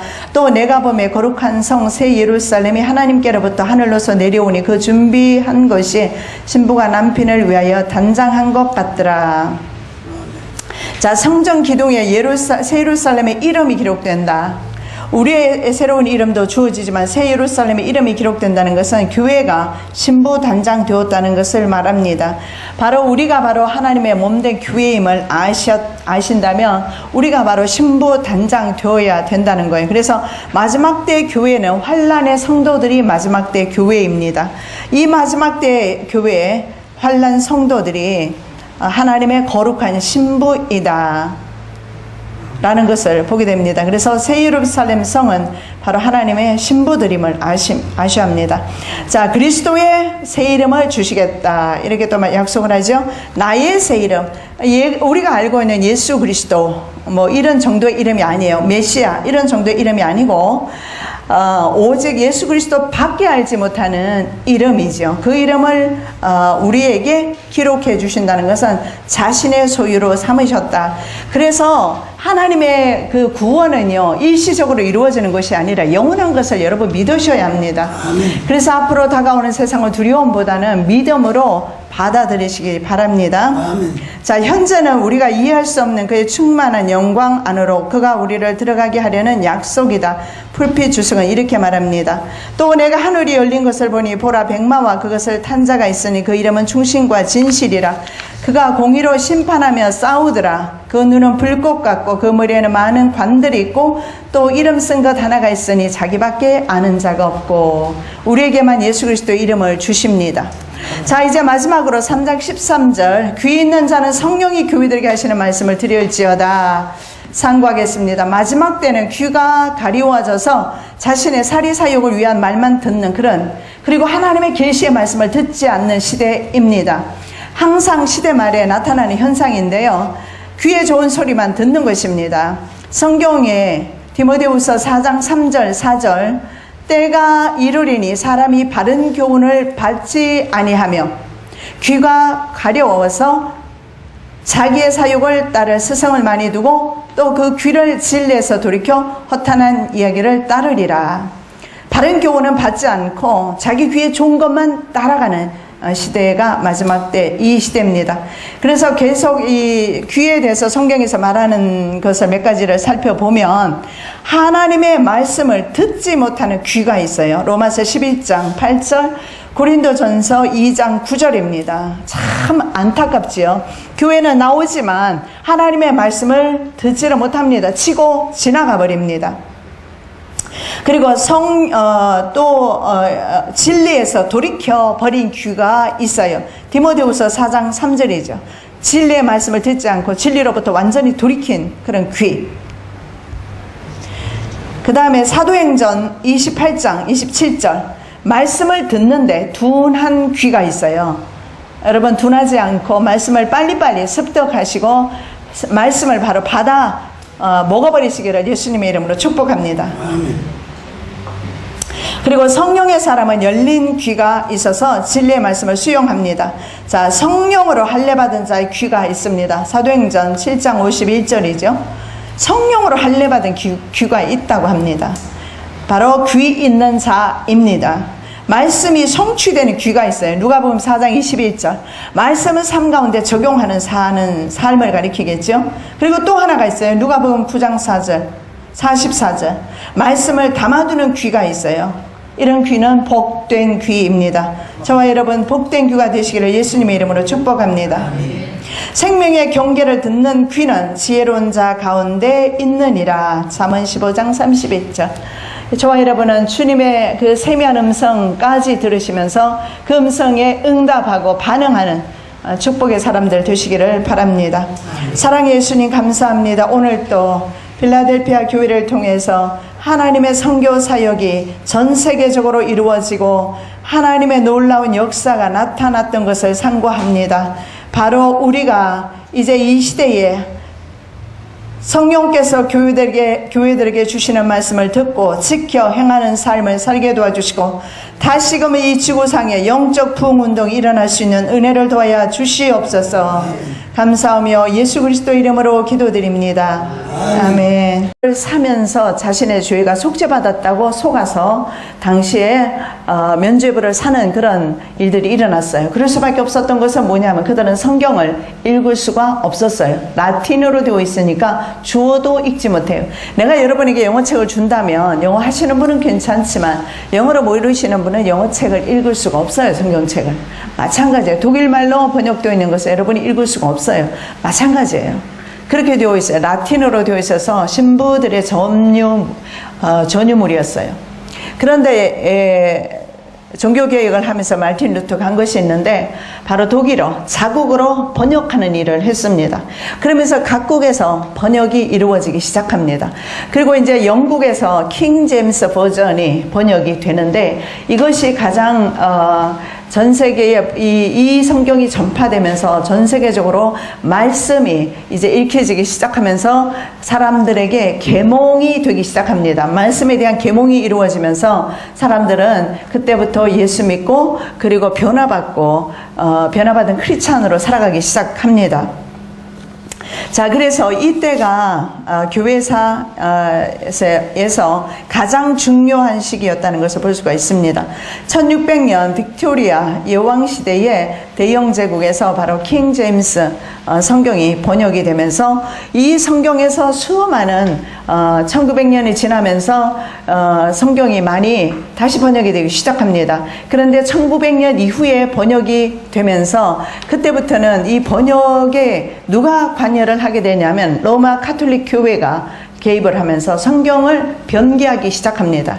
그래서 번역된 성경 중에서 변질된 성경이 사실 많이 있어요. 하나님의 말씀은 1.1획에 틀림도 없고 오류가 없어요. 그러나 번역하는 과정에서 로마 가톨릭 교회는 성경을 변개해버렸습니다. 그래서 지금은 퀸 제임스 성경도 나왔어요. 킹이 있으니까 퀸이 있는 거죠.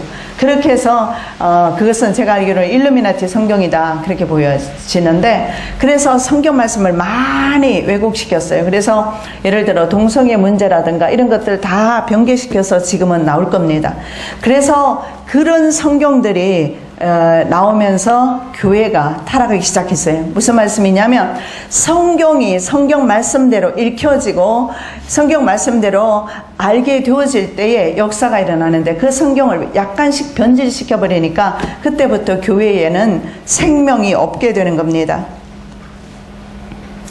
자, 이 시기에 성경 번역이 이루어지고 그리고 이 성경은요, 미국만 해도 100년이 되기도 전에요. 보니까 거의 한 80개가 넘는 성경이 번역이 되었어요.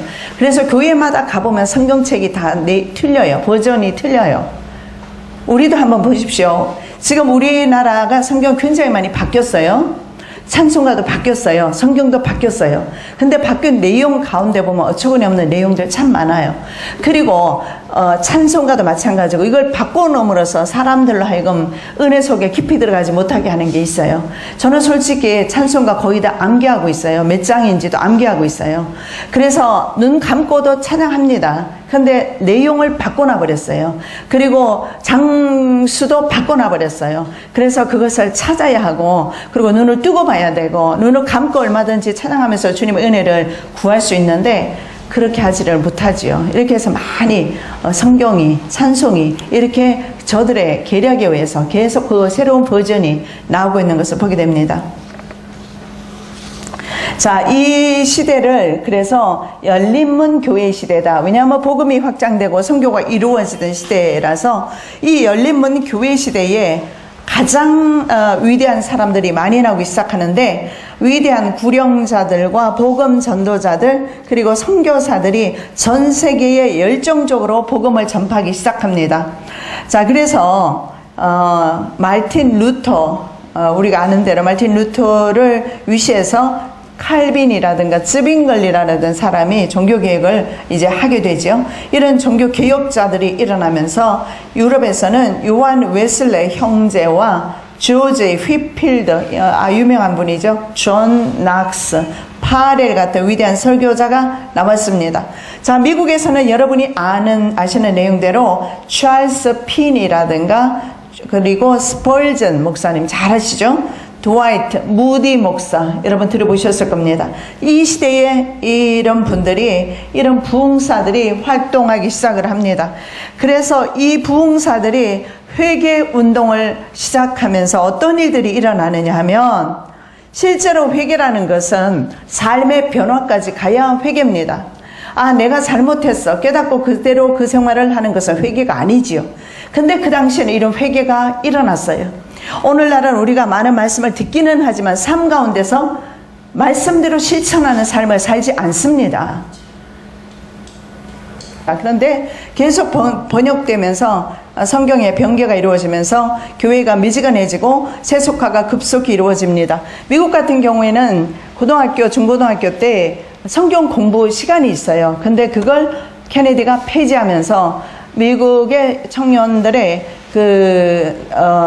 상황은 말로 표현할 수가 없습니다. 그들이 얼마나 많은 문제점에 봉착했는지 알 수가 없어요. 그들에게 왜 그러냐면 말씀이 없어졌기 때문에 그래요. 그래서 마지막 때도 마찬가지입니다. 그 엘리 제사장 시대 때처럼 엘리 제사장 때는 하나님의 말씀이 없었다 그래요. No word라는 단어를 써요. 하나님의 말씀이 없었어요. 그래서 마지막 때는 말씀의 기갈이 온다. 솔직히 우리가 인터넷을 뒤지면 별의별 목사님들, 훌륭한 목사님들 설교 다 들을 수 있어요. 말씀은 홍수와 같이 쏟아지지만 그러나 그 말씀은 다 변질되고 변개된 그런 말씀들이 많이 있습니다. 그러다 보니까 실제적으로 그 말씀들은 하나님의 말씀이 아니고 바로 인간의 말이 되는 겁니다. 제가 몇 번 말씀을 드렸죠. 하나님께서 그때 우리 교회에서 집회할 때 하나님께서 저에게 그런 말씀을 하셨어요. 내 종이 내 말씀을 내 강대상에서 전하는데 내 종이 아니고 내 말씀이 아니고 내 강대상이 아니다. 그리고 성도들도 마찬가지로 그렇게 말씀하셨어요. 저들은 음란하면서 성가대도 서고 앞에서 노래도 인도한다. 그래서 그들은 내 백성이 아니다. 그렇게 말씀하셨어요. 자, 성경이 말씀이 말씀대로 지켜지지 않을 때 이런 일이 일어나는 거예요. 말씀이 말씀대로 우리의 삶 가운데 역사되어져야 돼요. 읽고 지나가는 게 아니에요. 여러분 솔직히 우리 성경 테스트 하는데 이거 몰라도 관계없어요. 한 구절이라도 읽다가 부딪히고 깨닫고 회개하고 돌이키고 삶의 변화가 일어나면 성공하는 겁니다. 그런 말씀이 주어지면 그 말씀은 여러분 잊어버리지도 않아요. 왜냐하면 그 말씀이 우리의 혼과 영과 관절과 골수를 찔러 쪼개버리기 때문에 잊을 수가 없어요. 말씀 위에 서시기를 예수님의 이름으로 축복합니다. 말씀 많이 읽으시면서 말씀 읽을 때 그냥 읽고 지나가는 목적을 위해서 말씀 읽지 마시고 말씀 가운데서 주님을 경험하시기를 예수님의 이름으로 축복합니다. 자, 이 교회가 아시아 7 교회가 같은 패턴으로 가고 있는 것을 보는데 에베소와 서문화는 열정이 있었어요. 그런데 버가모와 두아디라는 파멸되었습니다. 다시 빌라델피아는 열정이 다시 있죠. 복음의 열정이 있죠. 근데 라오디게아는 다시 파멸되고 정말 애석하게도 우리는 라오디게아 교회 시대에 살고 있습니다. 자, 첫 번째로 우리가 살펴볼 것은 빌라델피아 교회에 나타나시는 예수님의 모습입니다.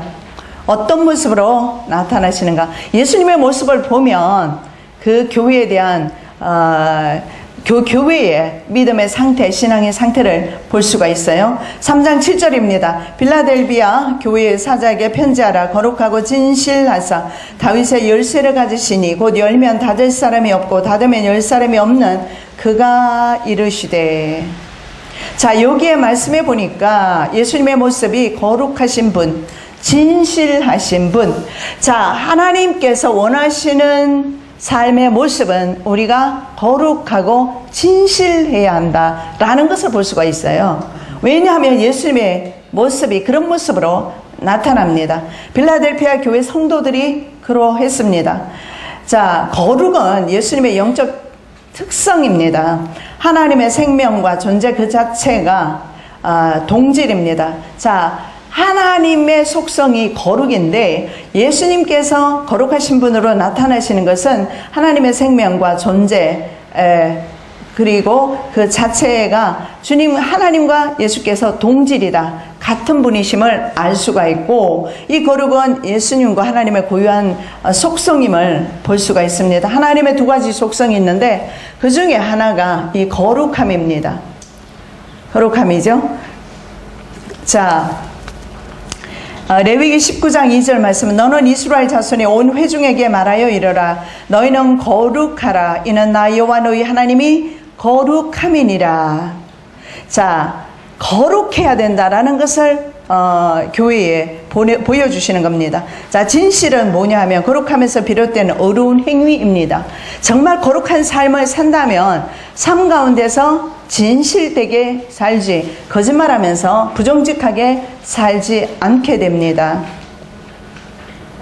자, 헬라어로는 이 진실에 대해서 헬라어로는 이렇게 두 가지가 있습니다. 그게 뭐냐면 알레테스 그리고 알레티누스가 있어요.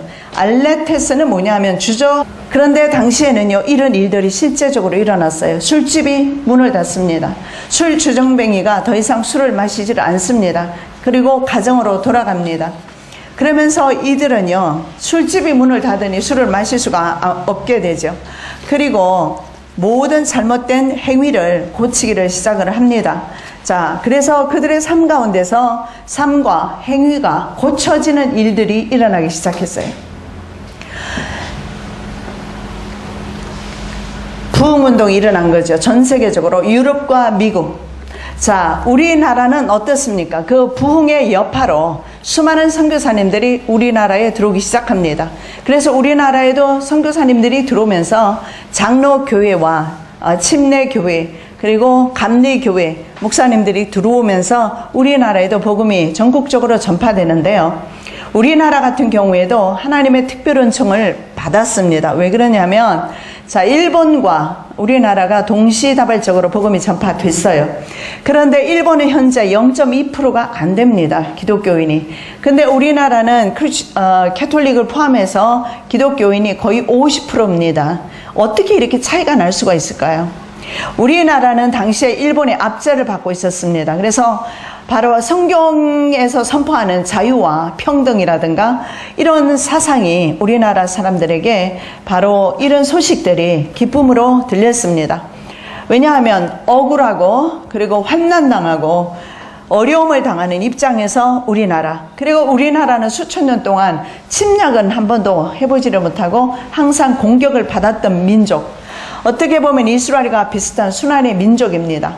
그러다 보니까 우리나라는 이런 새로운 그 사상이죠. 어떻게 보면 새로운 사상인데 바로 이 예수님에 대한 복음, 자유에 대한 복음, 진리를 알지니 진리가 너희를 자유케 하리라. 이런 진리를 접하면서 자유를 접하면서 그리스도 안에서 이런 자유를 접하게 되면서 이제 이 복음이 전국적으로 확장되기 시작합니다. 그래서 우리나라에도 바로 이 시기에 말하자면 이 시기에 부흥운동의 여파로 들어온 선교사님, 그 수많은 선교사님들에 의해서 복음을 받아들이게 되었고 일본은요 복음이 황실로 전파되었어요. 그러다 보니까 폐쇄되어서 복음이 확장되지를 못한 겁니다. 그래서 일본은 거의 무신론 국가라고 볼 수 있습니다. 그래서 우리나라는 순환은 당했지만 어려움은 당했지만 그 순환 때문에 주님을 영접할 수 있습니다. 그래서 이 상한 심령으로 있는 것이 얼마나 참 중요한 것인가를 볼 수가 있어요. 그런데 이 빌라델피아 기간의 끝인 1950년경 부터는요 라우디게아 다음 주는 못하고요, 강의 때문에 못하고 그 다음 주에 하게 될 겁니다.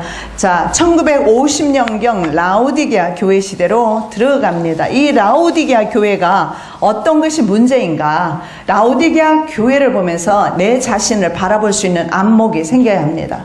왜냐하면 라우디게아 교회 시대의 모습이 오늘날의 교회 시대의 모습이기 때문에 그렇습니다. 자, 이 라우디게아 교회 시대 1950년경부터 라우디게아 교회 시대로 들어가게 되는데 꼭 그렇게 정할 수는 없지만 거의 1900년이 지나면서 이제 기독교가 썩기 시작합니다.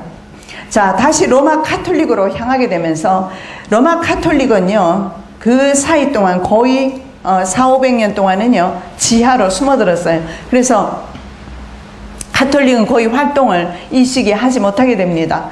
그런데 다시금 이제 로마 캐톨릭이 힘을 얻게 되는 것이 1900년을 지나면서 힘을 얻게 됩니다. 그래서 교회는 다시 로마 카톨릭화 되면서 배교의 길로 가기 시작합니다. 로마 카톨릭화 된다는 것은 조직적이고, 그리고 왜냐하면 로마 카톨릭 굉장히 조직이 잘 되어 있잖아요. 조직적입니다. 과거에 이스라엘의 그 종교가 그랬습니다. 국가 종교였어요. 대신에 조직적이고 예배 제사도 있고 하지만 중요한 것은 형식 종교로 전락했다는 거예요. 캐톨릭 교회가 형식 종교로 전락한 것처럼 오늘날 개신교회도 대형 교회를 지향하면서 형식적인 종교, 생명 없는 종교로 전락한 것을 보게 됩니다. 우리나라와 같이 이렇게 복음이 많이 전파된 곳이 별로 없어요. 그런데 우리나라가 그렇다 보니 대형 교회가 전 세계적으로 대형 교회가 제일 많습니다. 그러면서 로마 교황이 우리나라에 눈을 돌리고 처음으로 우리나라를 다른 나라에 들리지 않고 우리나라를 들리는 이유가 뭐냐 하면 일본에 가지 않고 말이죠. 일본에는 성도가 없거든요. 우리나라에 계신 교도를 겨냥해서 바로 변질시키기 위해서 우리나라에 왔던 것입니다. 자, 성경이 이 시기에 병개됩니다. 성경이 계속 번역이 되죠. 번역을 할 필요가 없습니다. 오늘 굉장히 오늘 중요한 내용 하고 있어요. 오늘 듣고 다음 주 들어야 돼요. 그렇게 해서 우리가 어디에 서야 될지 결정해야 돼요.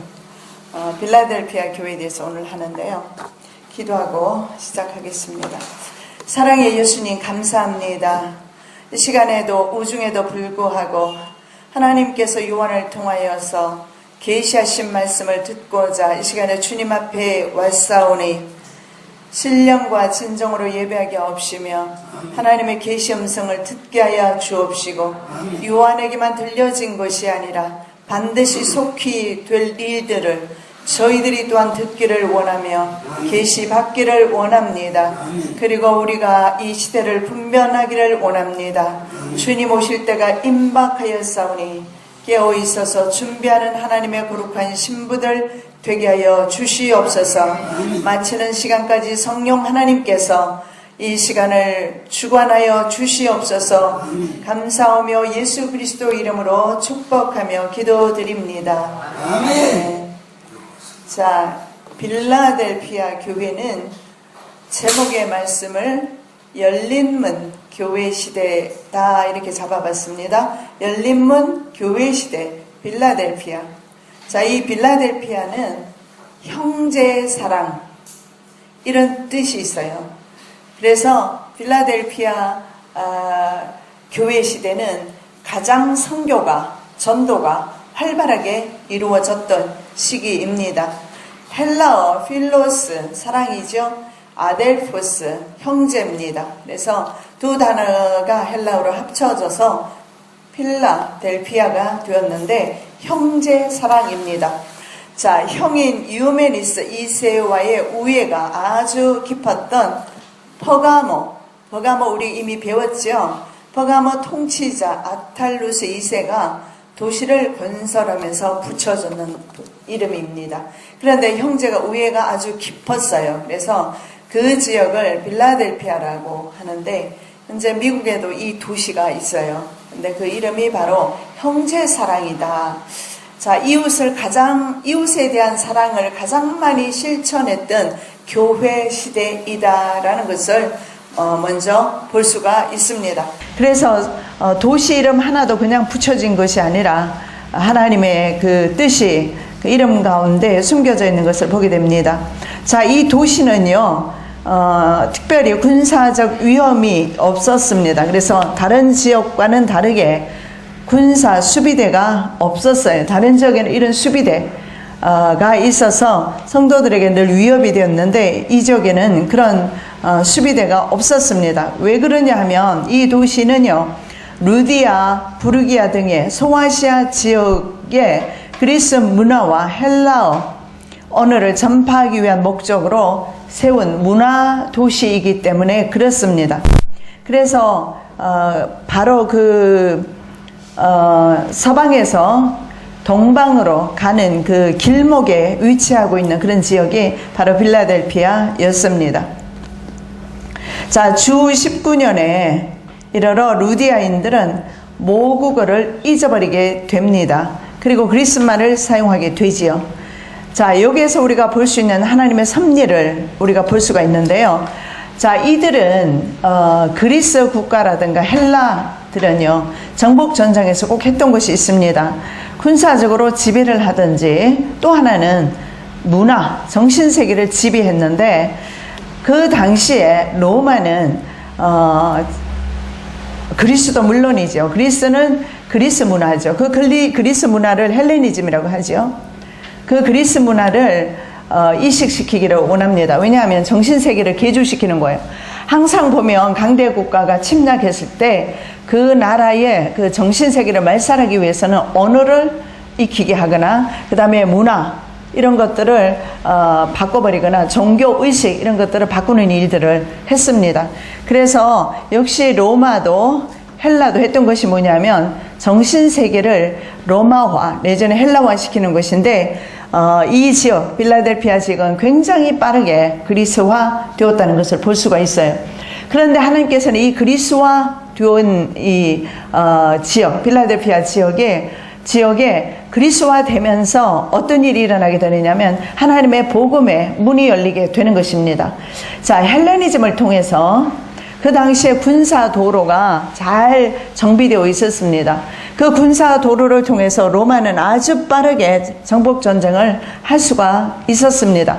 그리고 나서 그들은 군사적인 목적으로 그 도로를 사용했고 그리고 언어를 사용했지만 하나님께서는 복음 전파의 기회로 사용하셨어요. 그래서 사도 바울이 헬라 지역인 타소에서 자라게 되죠. 그래서 그리스말을 잘하게 됩니다. 그래서 사도 바울은 바로 그 유럽 쪽으로 복음을 전파할 수 있는 그런 기회가 주어지는 겁니다. 언어가 되지 않는 가운데서는 복음을 전할 수가 없잖아요.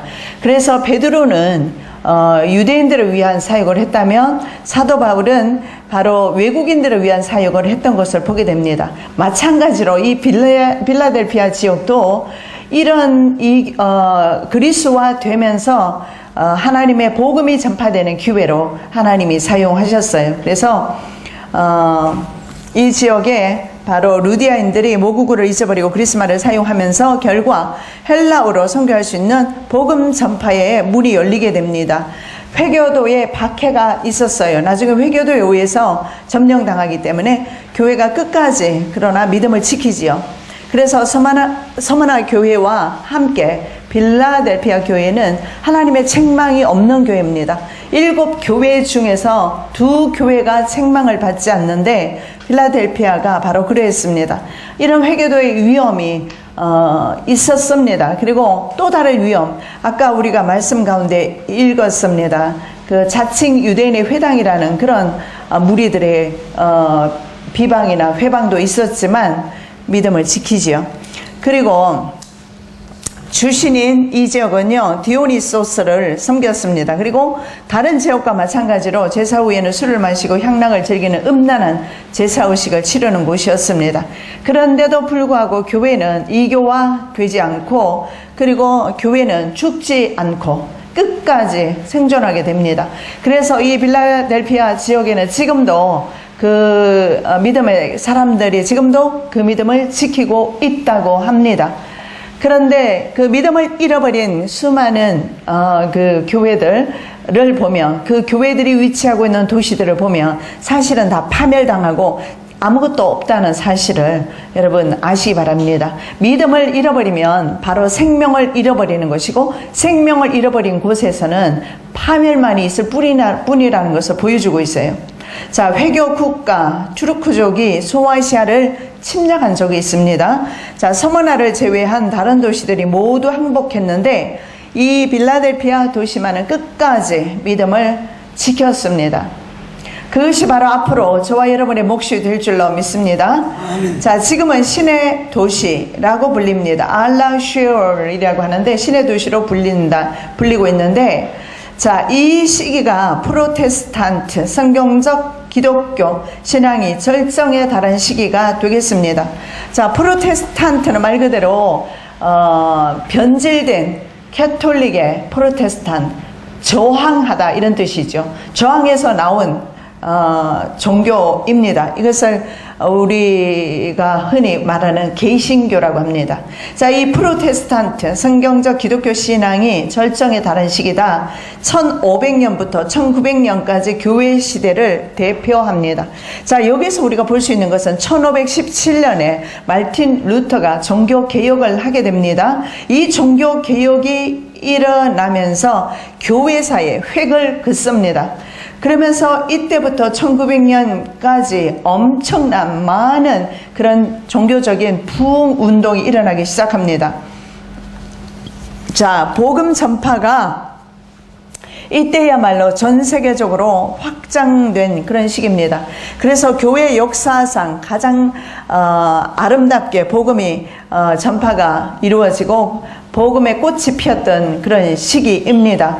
사도행전 1장 8절에 보면 예루살렘과 온 유대와 사마리아 땅 끝까지 이르러 복음을 전하라, 주님의 명령이 있는데, 바로 이 땅 끝까지 복음이 전파되는 계기가 바로 이 1500년부터 1900년 여간 사이에 일어나게 되지요.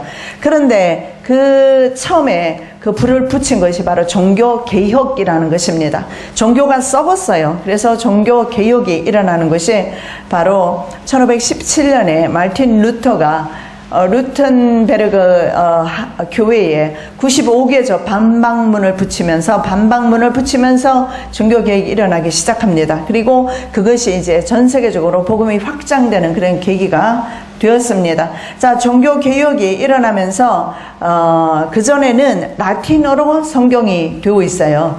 그래서 일반인들은, 성도들은 성경을 접할 수가 없습니다. 그래서 수많은 성경들이 왜곡되게 해석되어서 사람들에게 말씀이 전파되어졌어요. 그래서 그 중에 하나가 매매한 것이 있죠. 그게 뭐죠? 주의를 속죄하는 면죄부를 판매하는 겁니다. 교회에서 면죄부를 판매하는 거예요. 돈을 내면 주의 사함을 받는 겁니다.